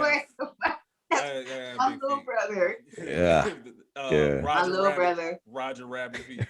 But no, like ain't no 13 and a half. The only thing I can do is go to a 14. And when I tell you the difference between a 13 and 14 is so like if you see me walking, because I'm not like super tall, you know, so I'm like 5'10" or whatever. But if you see me walking and you look at my feet, you're like, okay, this looks regular. If you go up one size to a 4, it looks complete. It look like tugboats on my feet, bro. Like it's ridiculous difference between the 13 and the 14. Okay. I'm telling you, these 8s look way bigger on my feet than my 7. I went up a half size, well, a whole size because I only had 7s, but they're bigger on my feet. I used to wear okay, don't laugh at me, but I'm gonna tell you a funny story. I used to wear orthopedic shoes. Like the old schools with the because I hate it. Okay, I had this theory in my head. I used to look up to Albert Einstein. Albert Einstein, I just loved his intelligence. You know, and I was like, I'm gonna be smart like Albert Einstein. I didn't want people to look at me for anything else but my intelligence. And Albert Einstein said he never tied his shoes. He never tied his shoes because that took away from the time he could be creating formulas, solving problems. So for a whole year, I wouldn't tie my shoes. So I said, let me problem solve. I get to strap the Velcro straps, and now I wear orthopedic shoes. You had the Walmart 13s. I did with the Velcro. But hold on, I'm coming. Hey, you coming to play? Yeah, I'm coming. Hold on. I love those shoes though. Like they're so comfortable. I got the strap when I'm 12 years old. Listen, please throw them away. I was like, no. That's crazy. I was the kid that wore the Halloween costume, same Halloween costume for 4 years. I was a ninja for 4 years. That was me too. Yeah, that was me too. With the high water. The same thing every like no, I found a perfect. Like, no in a way. I was like, no, I want to be a ninja. Like, won't you a ninja the last 3 years? Yeah. Right. 4 years. I was proud of my ninja. I was like, stop bringing up. So I've been cosplaying since been cosplay. You know, it's funny because I never knew Einstein said that, but I've actually always been fascinated with Einstein myself, and I'm the same way. Not with tying shoes. Well, I never tie my shoes because, like, you know. Sneaker culture, you tie it up when you first get it, but unless you're playing ball, you don't lace them up real tight. Like I tie not real tight. I can just slip them right on and off. Right. But I'm the same way with folding socks and really folding clothes. I rarely fold my clothes. Like I'll wash them, but I just straight put them in a drawer. Like I'm not gonna be sitting here for 30 minutes finding mates to all my socks. It's part of the reason my socks don't last that long because they don't wear out evenly because I'm never going to be like, oh, let me get the match to this socket. No, I got stuff to do. I don't have 2 hours to find the perfect matches of socks. The only socks I would do that to is like designer type socks that, they got like designs on it and stuff. Yeah, huff sock. I'm a huff sock person. Yeah, me too. Like, look, this is a white sock. This is a white sock. Boom. Right, put it on. I'm out the door. You know what I'm saying? Like, for real. I got a bunch of huff sock. I'm a sock person too. I'm like, but I feel like the time management that you have to have with that, and even then, like, I love being smart. Intelligence was my biggest thing. I always wanted to be a Mensa. I was one of those kids. I was like, I'm gonna try out for Mensa, and I was like, oh man, I never took the time and managed that to be able to try out for that. So when I finally did, I was like, oh, let me take a quick Mensa test and see what they're gonna say. They're like, oh yeah, you're good, but not that good. And I was like, yeah, I'm trying a lot stupid as I got older. It's not gonna stick all the time, like this is it. But even then, like the whole thing, I'm a horrible test taker. But when it comes to like, it's not even just the knowledge, is having anxiety. I take a test and like I'll panic. I don't know. I'll call my coordinator, my teachers at my school many a times to be like, I can't do this. Like, you okay? But it's just, I literally strive for intelligence. But as I got older, I was like, yeah, it's good to be smart. I said, but there's like Rick, there's a lot that comes with it being smart. And I just hated the whole stigma. Like my mom looked at me like, girl, you done have 4 scholarships for one college at least. And only one of them was a athletic scholarship. She was like, yeah, decided to go run and live your life. I was like, I'm sorry. I had to go find out what life was about. Yeah. You channeled your mother right there. I'm pretty sure that's exactly what she sounds like. I think we all can do our parents. Yes. And I thought, yeah, you started sounding like them. It just was like, she was so mad, but I was like, Mom, I had to go live my life. I had to go find out, you know, what I wanted to do. Yes, I wanted to be a chemist. Yes, I started, you know, wanting to cure cancer, you know, and I started going to biology and finding out, look, some of it's just not curable. The only way you can cure is with DNA splicing. I was like, oh, genetic splicing, you want to go into that? That's a lot. That's most dudes. People growing lobster arms and junk. Right. Yeah, like and that's at least 10 years of school to do. I was like, my attention span isn't set up like that. Listen, that's half the reason I didn't become a doctor. Like that's what I wanted to do when I was a kid. From the time I was like maybe 4 or 5 until like first, second year of high school, I wanted to be a doctor. But then when they said how much college? Then you gotta go to college. It's a lot. Med school. Nah. Yeah, it's a lot. And then on top of that, you once you get into your residency, you're still working for basically almost for free in your residency, and you're sitting up there like working all these crazy hours in the ER room, because most residencies start in the ER room. You're not just going into an office. That's something later on. You're taking on all which is a good thing, because you get to learn different, you know, techniques that are not like traditional, and which may help more and more to what is on in a situation. But all that time, look, I looked up what I was going to get once I was done with school, and I said to start off at 50 grand after 8 years of school, I ain't doing it. And stuff. Like, nah, I ain't doing it. Nope, I'm good. Right. I'm good. I'll go be an electrician. We make more money. There we go. Exactly. I'll make some money and I'll give to people. I donate to medical causes. You know what I'm saying? Yeah, that's what I'm doing right now. That's a subset of what I'm trying to do with a portion of the profits that I create once I build this company. Is a portion of those profits. I want to have a electrical consulting company to be able to go out to countries like that have a electrical infrastructure that's not fully set up, like in Africa. Right now, they're trying to figure that out with solar power. And I hate when people are like, oh, Akon said he gonna set up solar power. I said, so Akon doesn't know how solar power works, obviously, then, because it don't work like that.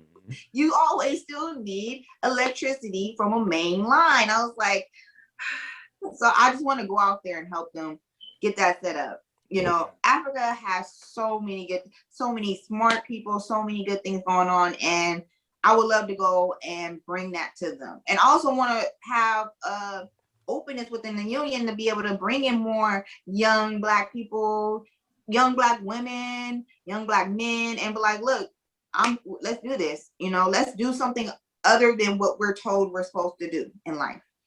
We're always told, go be a doctor, go be this, go be a nurse. You're a Black one, go be a nurse, go be a doctor. I'm like, I'm an electrician and I probably make just as much as a surgeon does on my overtime. I was like, so I wanted to be comfortable to be something other than what we're told to be. And being in a trade is not a bad thing. It's actually a good thing. You get to learn on the job and you get to work at the same. They find you a job when you're in school. You don't ever have to go without like looking for a job. The frustration of it. They find your job. Hey, go back out here. All right, that's cool. You get the training, you get the learning, you get the licensing, and you get the pay.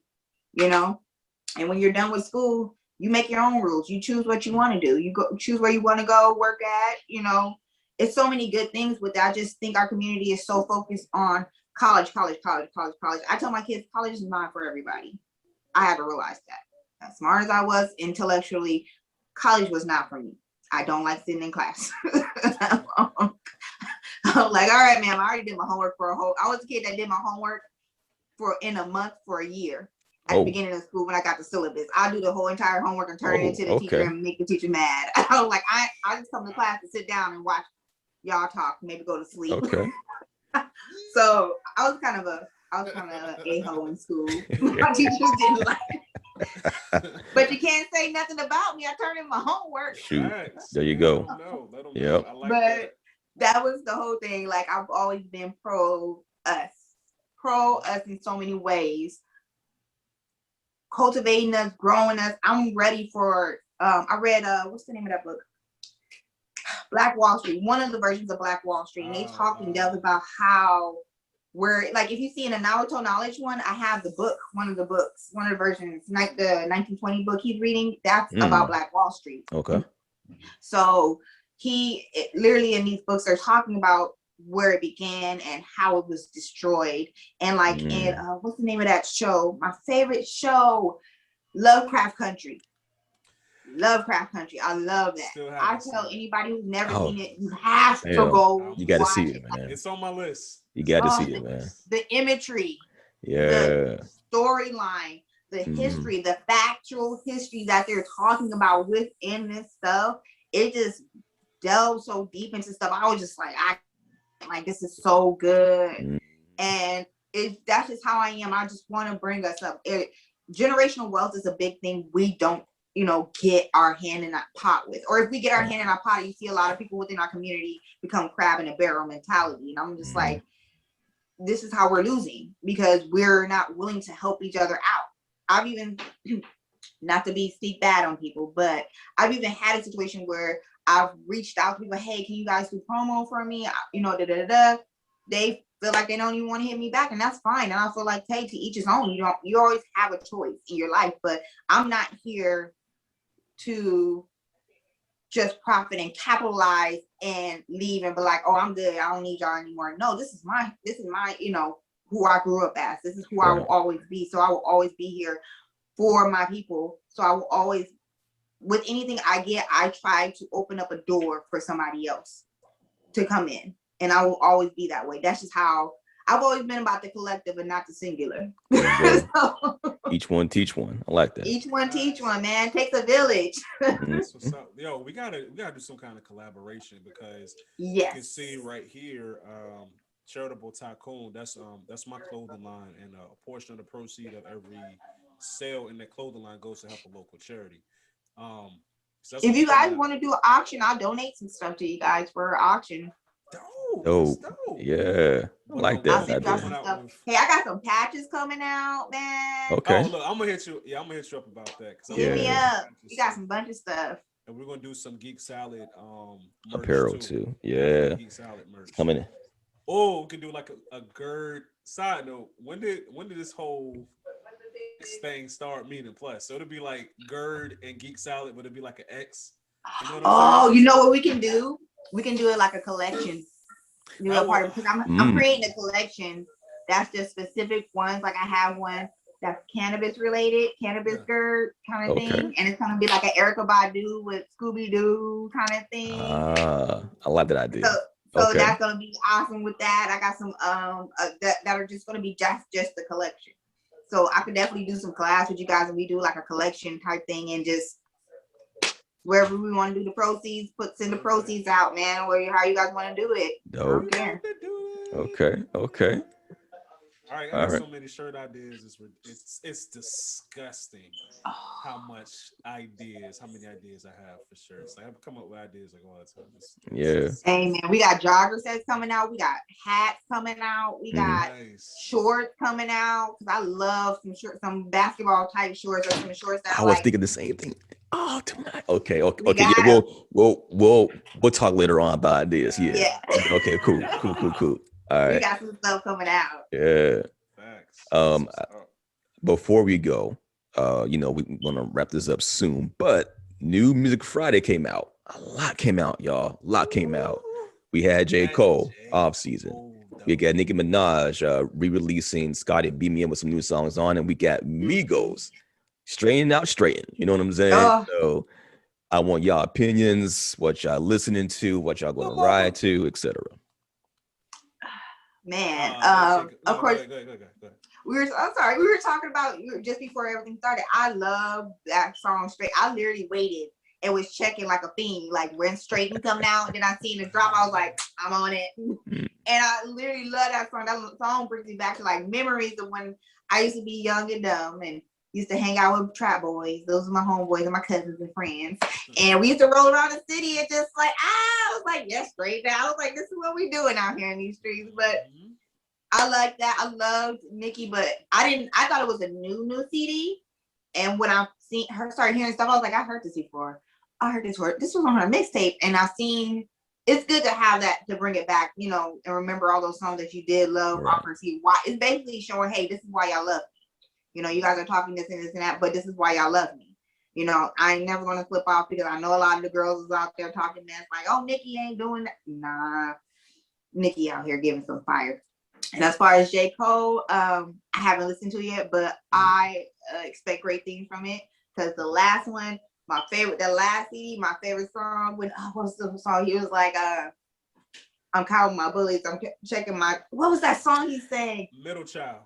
I love, Okay. look, Middle Child is my type song. I'll put that song on and I'm like, I'm ready for war and I'm just going to the grocery store. I'm like, yeah. Let me load up this AK before I go get some bagels. But I'm going to go play some basketball. But that's one of those songs like you can feel it from like a Busta Rhymes song too. Like if you listen to certain Busta Rhymes song, you like just feel it in your soul. Okay. And it makes you just want to go out there and like, I'm ready for the world. And see, I expect great things. People don't get that. Like when that joint came out, I think it came out like 2019, was it? The start of 2019? Yeah, start of 2019, Middle Child came out. And I was actually at a birthday dinner. It was my birthday, and me and my boys, we like went to like Top Golf or whatever. We eating chicken wings talking. I was like, yo, this Middle Child joint by J. Cole is crazy. Like when I say it gets me like motivated in the gym to go harder, it was like you be listening to Middle Child gets you hype. I'm like, bro, they don't understand because he's not talking about shooting nobody up. But I was saying, the stuff he's saying is real, man. It's and it's like feeling that whole concept of that song is feeling like you're the odd one out, like nobody. And J. Cole himself is a nerd, and he understood that he's just a different level. There's different types of nerds, not just that. He's a different type of nerd, but it's kind of like, you know, understanding like you're the black sheep, you know, that's what the Middle Child, you know, thing is called. You know, people call Middle Child like, oh, that's the black sheep, that's the Middle Child. But it's like being as like nobody expects anything great from you, and you out there ready to show them the greatness. Like, all right, you ain't ready. All right, you better be ready. And so I love that song. I went to the gym and I was like, literally, I was working out really heavy. I was going to the gym like 4 or 5 days a week, and I was doing bodybuilding, heavy weightlifting. And I'm nothing but 5'3", you know, and I literally was squatting like 180, 200, close to 200. I was hip thrusting over 200. I was like super like, cock, knees were big, like picking. I was at work picking up stuff. They're like, hey, I don't need that. They're like, right. So that song, just every time it came on, I was like, yep, we about to do the arm. So I was in there. So that song was good, but I expect the CD just to be fire. I can't wait. Listen, I'm gonna tell y'all right now, if y'all haven't heard it yet, yo, Jermaine Cole goes off. The first song is called I-95. He got Cam on it, and it sounds like a Dipset beat on it, right? Yo, that's that Jay-Z joint. That's that Spazzing. Spazzing. He got a song over there with our own Moray, who did Quicksand, and 21 Savage. Killed it. Little Baby on the track. Killed it. I mean, yo, this album to me is better than KOD. I think I'll do like a ranking video later on of J. Cole. But yo, this album is 11 songs, no filler. Everything is just dope. And that's what we need. He's rapping like he's not bored. Like he sounds like he's, you know, trying to get, not that he's getting back, but he's out there to like prove a point. Like, y'all thought I was boring. Y'all thought my albums were boring. Nah, This is me in my form. Watch me. And yo, True form. Watch it. That's why, and that's he proved the it. not undefeated, but the people who are not looked upon as great to have great. And when you come back, like, all right, that's what I literally go to work some days, and being in the field I'm in, literally is not expected much from me. And I literally was like, all right, I'm about to go show out, put on my middle child, go out there. I'm wiring panels faster. I'm sitting up here pulling wire faster. I'm lifting up heavy stuff. I'm literally figuring out circuits, bending all this big pipe by myself out here trying to show out. And that's kind of the level I hope it is. It sounds like that's what it's going to be at. And if it is, I'm good. Rolling all the way home. Listen, you know me, I try to be calculated and measured when I make statements about stuff that I think is dope, right? But forget, I'm throwing that to the wind. This is best album. Album of what? His best album or best album of this year? I think it's the best album of this year so far, definitely. I think this is J. Cole's best album. Oh. Above 2014 Forest Hill Drive? Yes. That's a big claim there. I will say this though. So full disclosure, it just dropped yesterday. Right. Give it time. I've listened to it all the way through 5 times now. At no point in time, I'm like listening to it, and every song that comes on, at no point in time do I want to be like, all right, now bump that. Let me go to the next song. The next song is cooler. All 13 tracks so far, it's hot. You know what I'm saying? So it's like, now 2014, the Forest Hill Drive joint, that's my favorite J. Cole album. But this one is like, yo, it's like a life and death. It's not Omni-Man versus Invincible. It's like Omni-Man versus like another Omni-Man. So it's like, okay, it could go either way.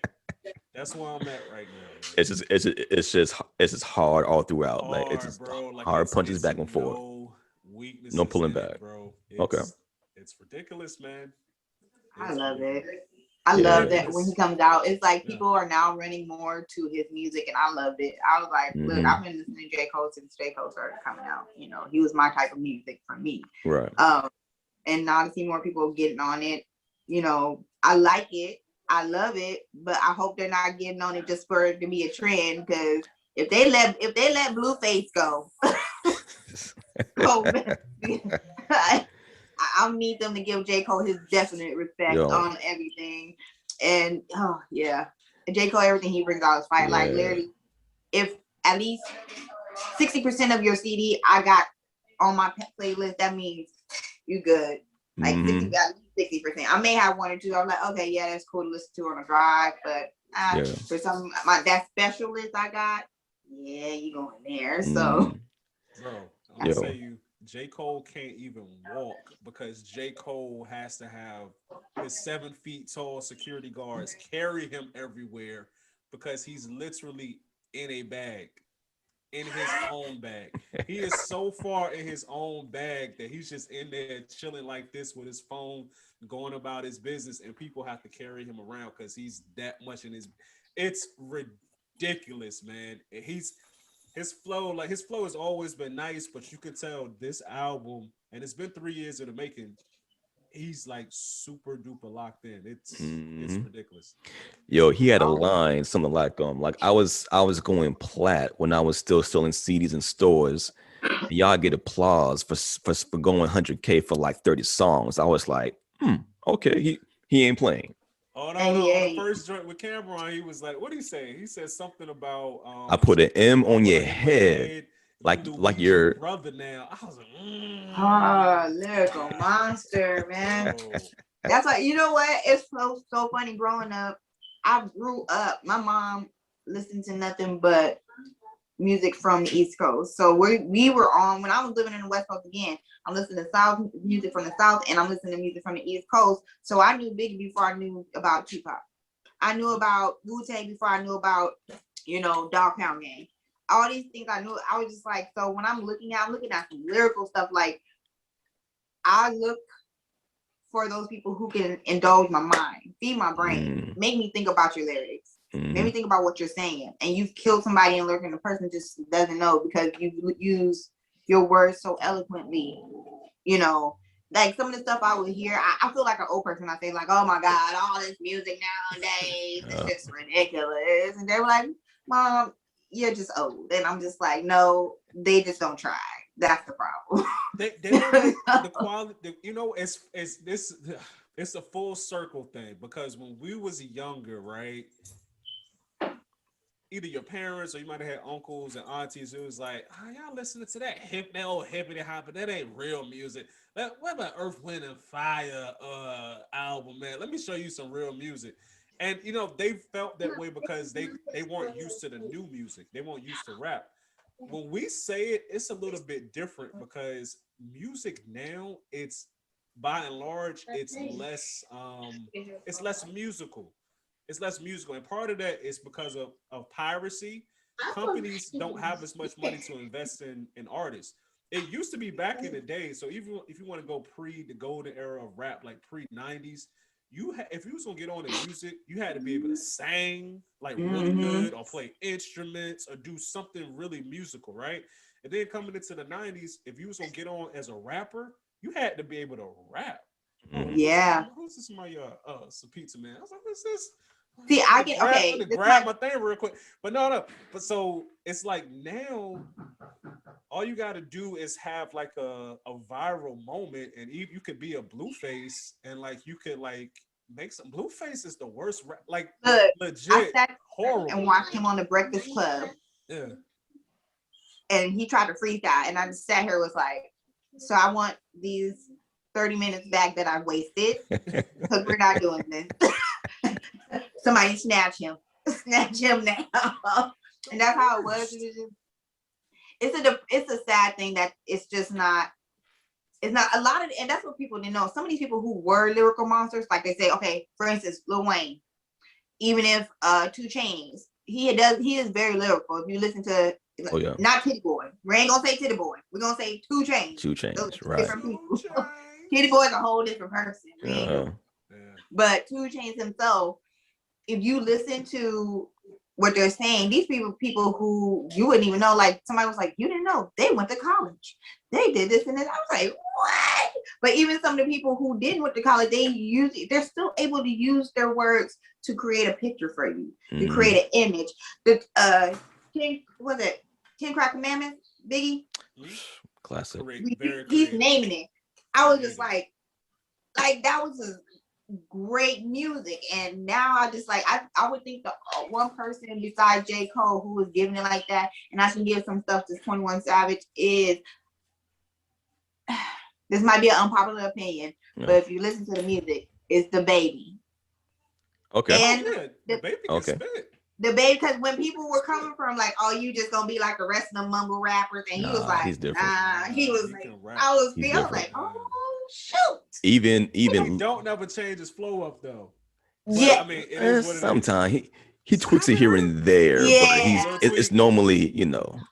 I think it's hilarious though. He addressed that in one song. It's like, when you go switch up the flow. I thought you never asked, and then he started talking about something else. Hey, it was like, you know, I don't need to change my flow up. And you have to look. I understand they feel like, oh, it works for me, so I'm gonna keep going with the same. You know, even like you hear the music, some of the music that's being produced, like for a rap, I'm just like, okay, it's kind of the same beat as this one, and this one is like, you want them to delve out and go differently. I loved when Jay-Z was doing the samples. He sampled some music. I was just like, I miss American Gangster. Oh, that made me like Marvin Gaye. Like I always knew about Marvin Gaye, but okay, so coming up, I grew up in a deeply Christian house, so we won't listen to nothing. Kurt Franklin was off limits when I was a little kid. That's Kurt Franklin. He the devil. You know what I'm saying? Put on some James Cleveland or something.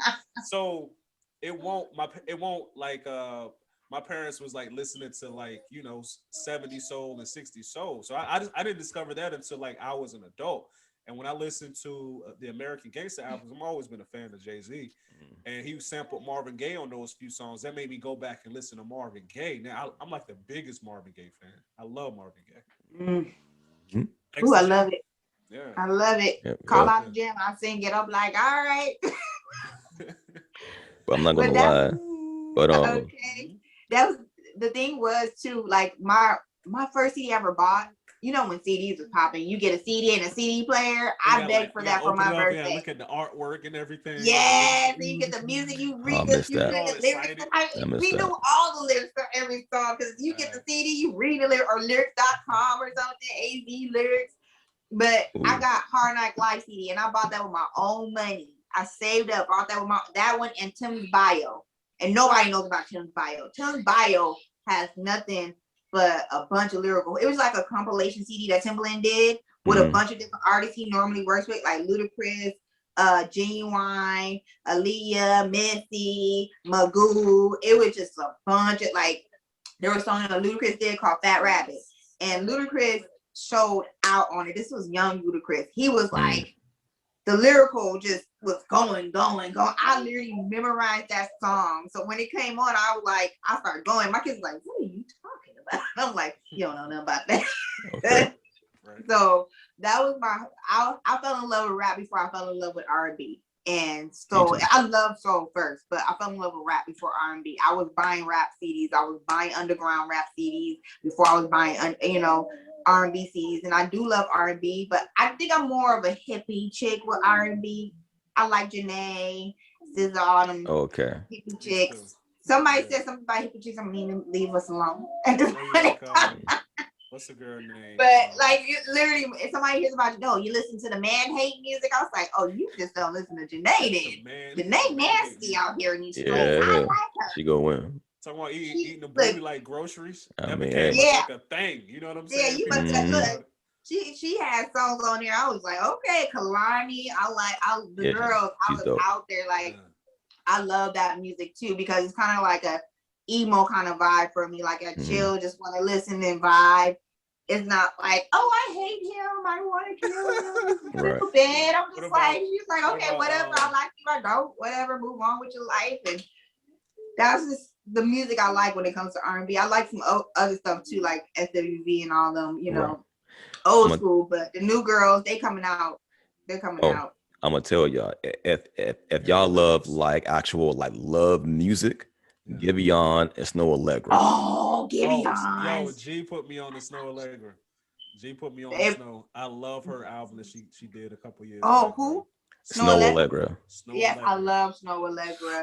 That's the first time I heard I Want You Around, I'm like, yo, who is this girl right here? Sade. I just said, that sounds like Sade. They're like, she looked like Sade, they're like Snow Allegra. I'm like, yeah. But yo, her I know the album is 3 years old now, but I still play that album at least once or twice every month. You know what I'm saying? That's real feel good R&B music right there. You know what I'm saying? Yeah, it really is. And then Giveon, the young guy, whew, that boy cold. That boy is dope. There's a song going around. It was like, what's your name? What's your sign? I forgot. It's another guy who sings that song. A lot of people been using it in their videos, like their Instagram videos and stuff. Like you see the girl walking, like, what's your name? What's your sign? And I forgot who did it, but it's a good song. I like that. Mm-hmm. But I've been listening to a lot of different stuff. I'm really on that Erykah Badu, Tiana Taylor. Oh yeah. Oh, she got robbed, man. Yo, it is criminal how nobody is really loving her music the way it should be, because she is dope and she don't make bad music, man. I think it's the label, man, because she was so upset. She said she wanted to retire and everything. I get it, because for that album to be the quality that it was, a lot of work went into it. Man. And that's not even the first album that's like that, though. Her other albums are quality too, and they haven't been given the light. Or Tiana Taylor, if you ever see this, I love you. Yeah, we love it. Tiana is through a lot of stuff, and the thing she talked about, she has good features. Her features aren't just it's like Future, Quavo, Rick Ross. That Rick Ross song was fire. Raekwon, Ghostface. That song with Erykah Badu was just everything. When Erykah Badu came on there and just killed the rest of the song, I was like, dang. Yeah. I know why you put her at the end, because she just killed that rest of that. She just told you about everything. So that's the music I like to listen to too. Just have that ride music, chill, relax. But I love rap. That's my first thing. I was rap head. I was a rap head. I was like, I listened to Underground. I used to be into that. I was a very big tomboy. Okay, I had the best. I had a fly Boston Celtics. One day I came to school with a fly Boston Celtics fit with the money green Timbs on, and I had a Boston Celtics. You was killing them. Everybody was dead ass B. Yes, son. Dead ass B. Like the money green Timbs. They were like, "You dress better than the guys out here." I was like, I don't know why. So, but yeah. I love rap. I'm happy that J. Cole came out with some fire because people underestimate him because he's just seemed like a laid back person. And I'm just like, those are the ones you kind of got to be wary of because they'll come out with something and you like, dang. He's a genius. So he's a whole genius out here.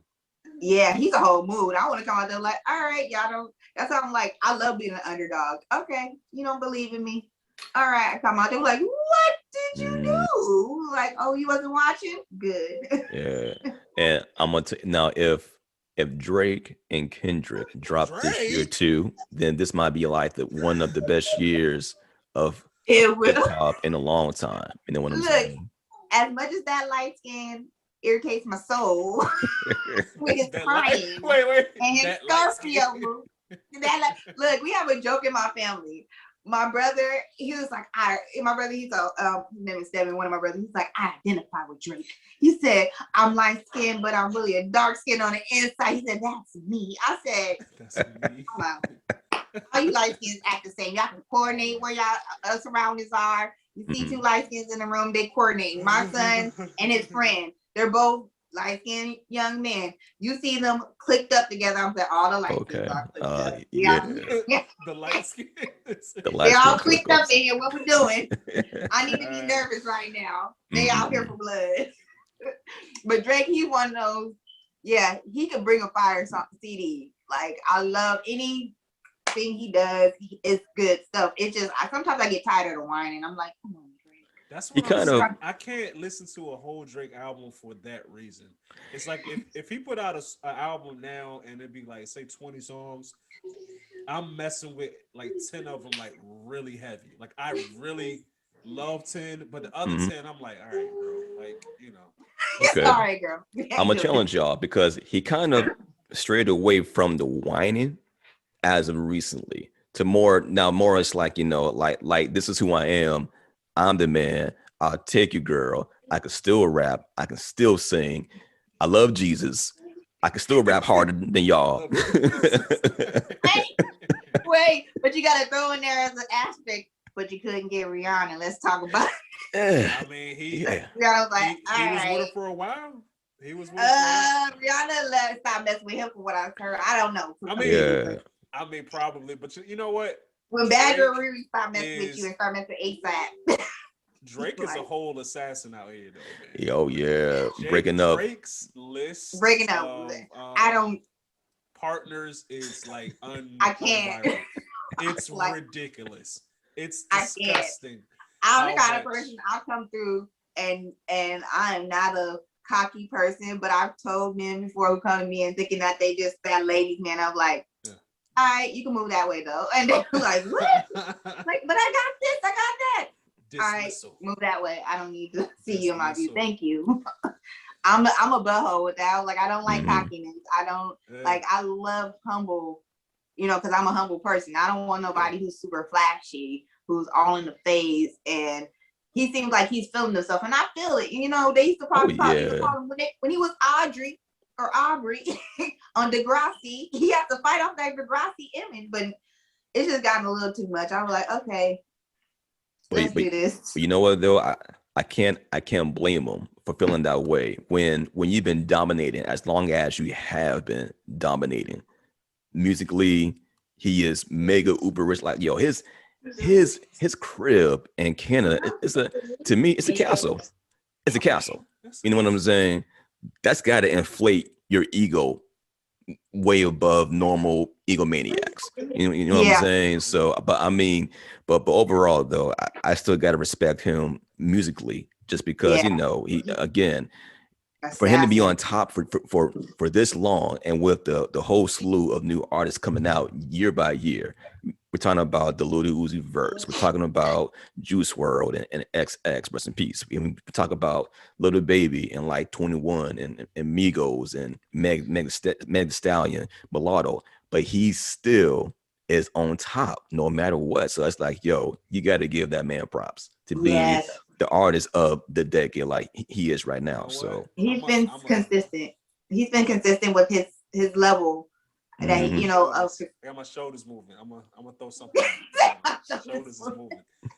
he's been consistent with the level of quality he's been able to put out. And I think that cockiness that he has helps his music as far as that, because I like a lot of his music. I'm not gonna say I listen to Scorpion, and I'm gonna be honest with you, all the songs I kept on. I was like, all right, but his level of consistency, when he's cocky, that's when the music is just like, you like, oh, he's about to come out here just killing it. But when he seems like he's crying on the thing, I'm like, come on, man, I'm depressed now too. How you be an emotional assassin? Like that just seems like an oxymoron to me. Like how you Mr. I'ma steal your girl. Mr. Okay, yeah, I didn't slept with 10,000 women, whatever. But at the same time, you crying over a stripper, bro. Like you fell in love. Like I don't understand how Drake is bipolar. That's what it is. That nigga's bipolar. He is. Here's the funny thing about it. He's two dudes in one. That level of success, you see a lot of artists, start to change. I would say even like Trey Songz, when they're talking about Trey Songz spitting in girls' mouth, I said he is doing too much. Who is allowing this? It's the panorama right now. Who's allowing advocate? It's a few that's into that. And it's a level of, but that's the thing. His mentality is you've done everything. So it's power now. You want to feel that's what drives you. It's the power to be able to do that to somebody. I'm like, some people just freaks, man. It's like, hey, freaks. To bring it back full circle, it's like being Omni-Man. Been through it all. Seen it all.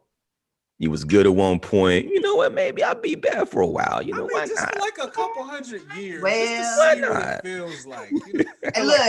Look, just the tip. Let me just put a tip in the evil. Okay, let me just put the tip in the evil. Just see what it feels like. And if it don't work, just pull up. It's horrible because all them girls who let him spit in their mouth, I promise you, they probably tested positive for COVID and positive for mono. I'm not doing it. I'm not doing it. You're not gonna do that. It's gross. Look, it's a level. Everybody has their kink, and I feel like that's not fine. I'm not gonna touch that. You're gross. And after that, I looked at him differently. I used to be like, oh, I like Trey Songz. I looked at him differently. I was like, ooh, don't touch me. No, if I ever see Trey Songz, I'll probably walk the other way. Like, I don't need him spitting in my mouth. I'm not that kind of lady. We're not doing that because I'm gonna punch him in the face. It is something about we're gonna have to fight it. Spitting. Like spitting just sounds, but like you tongue kiss somebody, you're sharing saliva. Like I mean, but it's different. But it's the whole I'm gonna grab you and I'm gonna and pop a loogie and spit it in your mouth. Like why? We're fighting. Why are we doing this? It's like, we're fighting. We're not talking about it no more. No, you get punched in your mouth because that's disgusting. You're disrespectful. Oh man. I can't even go home to my mama. She gonna be like, girl, you nasty. You let that man spit in. That's not how I that man spit in your mouth. I raised you better. He got the Rona. He probably got the Rona. The Rona. The Rona. Hold on, just to put a button. Drake is the greatest rap hit maker of all time. The greatest. I give it to him. I give it to him. Let me hear what I'm saying. The greatest hit maker as far as rap goes of all time. The only person in rap that could kind of compete and he would lose would be Jay-Z. True. And I'm talking about just hits. This hits. I'm not as saying much. He's not the best rapper. I mean, he's a great rapper, but he's not the best rapper of all time. But he might be he might be best at making songs. That's his superpower. He's great at making songs. You know what I'm saying? As much as I want to play devil's advocate or disagree, I think you're right because I don't know anybody who can do rap, R&B, make them hits better than he can. Like, yeah, he raps, but to me, he's more of an artist. He's not just a rapper. but he can rap really good, and he can combine those two worlds together. So I mean, he's not the first one that really did it good. I mean, Rapping, shoot, singing, yeah. Ja Rule did it for so long. 50 did it for so long. You know what I'm saying? Nicki Minaj did it too. Right. Nicki Minaj, Nelly, so on and so forth. But he was the one that, like, I guess, patented. And people just fell in love ever since the first So Far Gone mixtape to now. You know what I'm saying? So I You know think what it was that's the though? point. He had to get away from that Degrassi image. Like, Yeah, weren't he you did. Aubrey on Degrassi? He had to fight that image. Wheelchair Jimmy. Yeah. Yeah. Yeah. And I can understand. That's why I give him the grace of that. Like, I understand. Like, it's like any nerd. Like when the Steve the Stefan thing, you fighting off that image of who you were and what people thought was uncool to show you, no, this is still me, but I just am, more mature, more different, and trendsetter kind of thing. But I just get tired of hearing him cry. Look, I'm here for, but he needs to sit down with a counselor before he goes in there and start crying on the track. What he need to go spit in a girl's mouth like Trey Songz to get his. Oh God, if he does that, look, I'm like. Then you gonna see Drake and walk away from Drake. I'm like, Drake, do you need to talk? I'm good to listen. That's all about to still happen. Don't try to spit in my mouth though. Right. Don't try to spit in my mouth. We don't have to. You. Look, Trey tried that, and Trey got a black eye. Do you want to try this? Okay. Spitting in people's mouth. But Drake is like if LL Cool J went like Super Saiyan 4 or something like that. Because LL Cool J was all ladies love Cool James, all right. songs about the ladies, but still come with some hard stuff from time to time too. And he was rapping. He didn't really sing, but he was definitely rapping.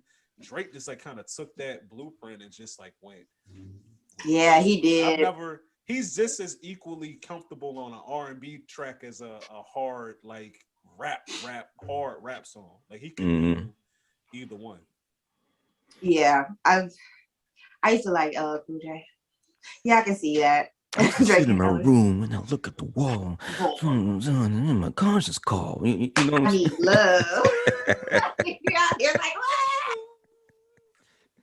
yeah, I mean, he was the original man, but Drake took that blueprint and just took it to the next level, man. Yeah, man. He did. Yeah, Drake did. And you know what? I'm glad to see that. It's just he still is fighting off that. Like I said, he's still fighting off that image of Degrassi, because you hear people who try to bow him bring that Degrassi thing up, and he'll look like, okay, that was how long ago? Like, everybody has to make a way for themselves. Like, we're not talking about how such and such they made the accusation that the game used to be a stripper, or the game did the dating game show, and he had to fight that off, even though the game he's good. He's a good lyricist. Right. But he had to still fight that off. So I think don't ever underestimate people who you think are corny, because the corny ones are usually the ones that are coming through with the fire, like, I'm hiding this. And I'll say this, this is my last take of the show. The new song, Seeing Green, with Nicki, Drake, and Wayne. Yo, with Lil Wayne on that track right there. Ooh. That's the Lil Wayne that I like. I mean, that reminds Alphabet. No, that song Alphabet. What's it called? Alphabet BITC. Yeah, but that song, and he just was going ham. I was just like, Wayne is one of the greats. He's definitely one of the greats. My only gripe with him is sometimes he just half-asses it because he can and still make a hit.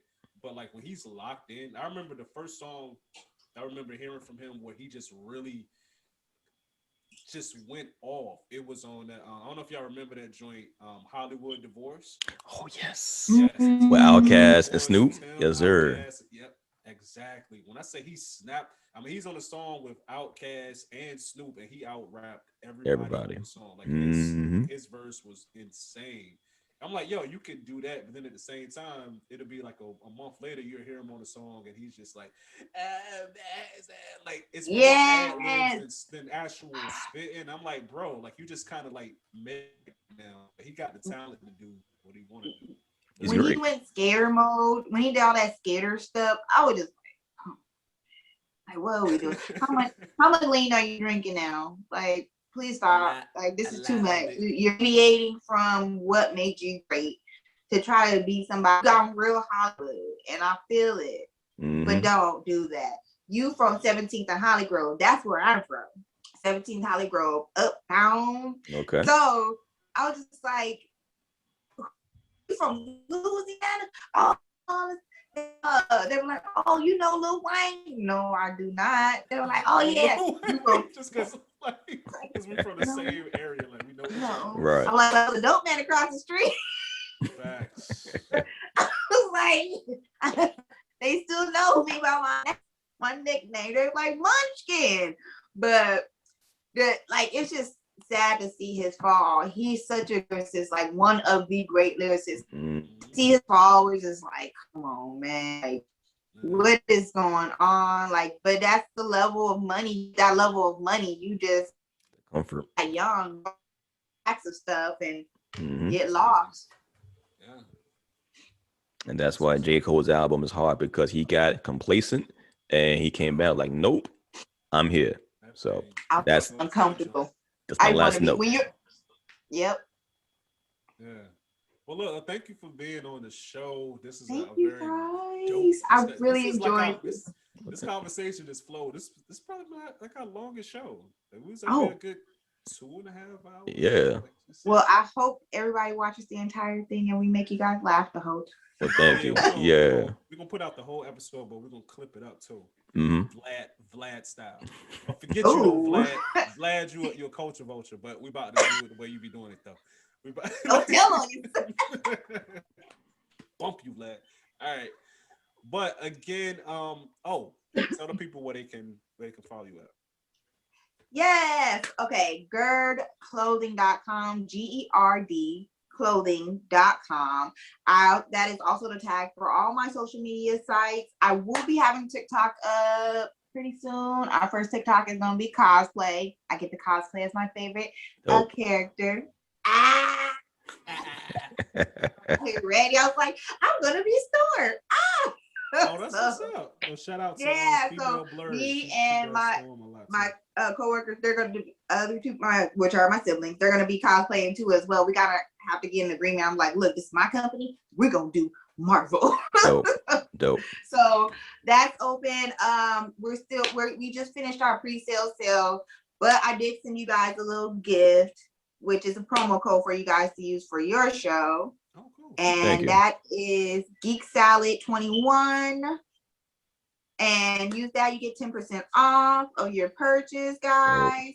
So we're gonna have a summer drop coming. We're having a pop-up shop out here, our first pop-up shop at a comic book store, awesome comic book store. We're gonna be doing Blurred City Con, the virtual one this summer. So we have a lot of stuff going on, but if you wanna grab your merch, go get it. Hot for sale, GerdClothing.com. And I really appreciate you guys. No problem. Thank you again for coming by. I thank you guys. This was awesome. I was like, man, I never been so real chill, and I enjoy at each other's pose. I went ramp. I can't do it.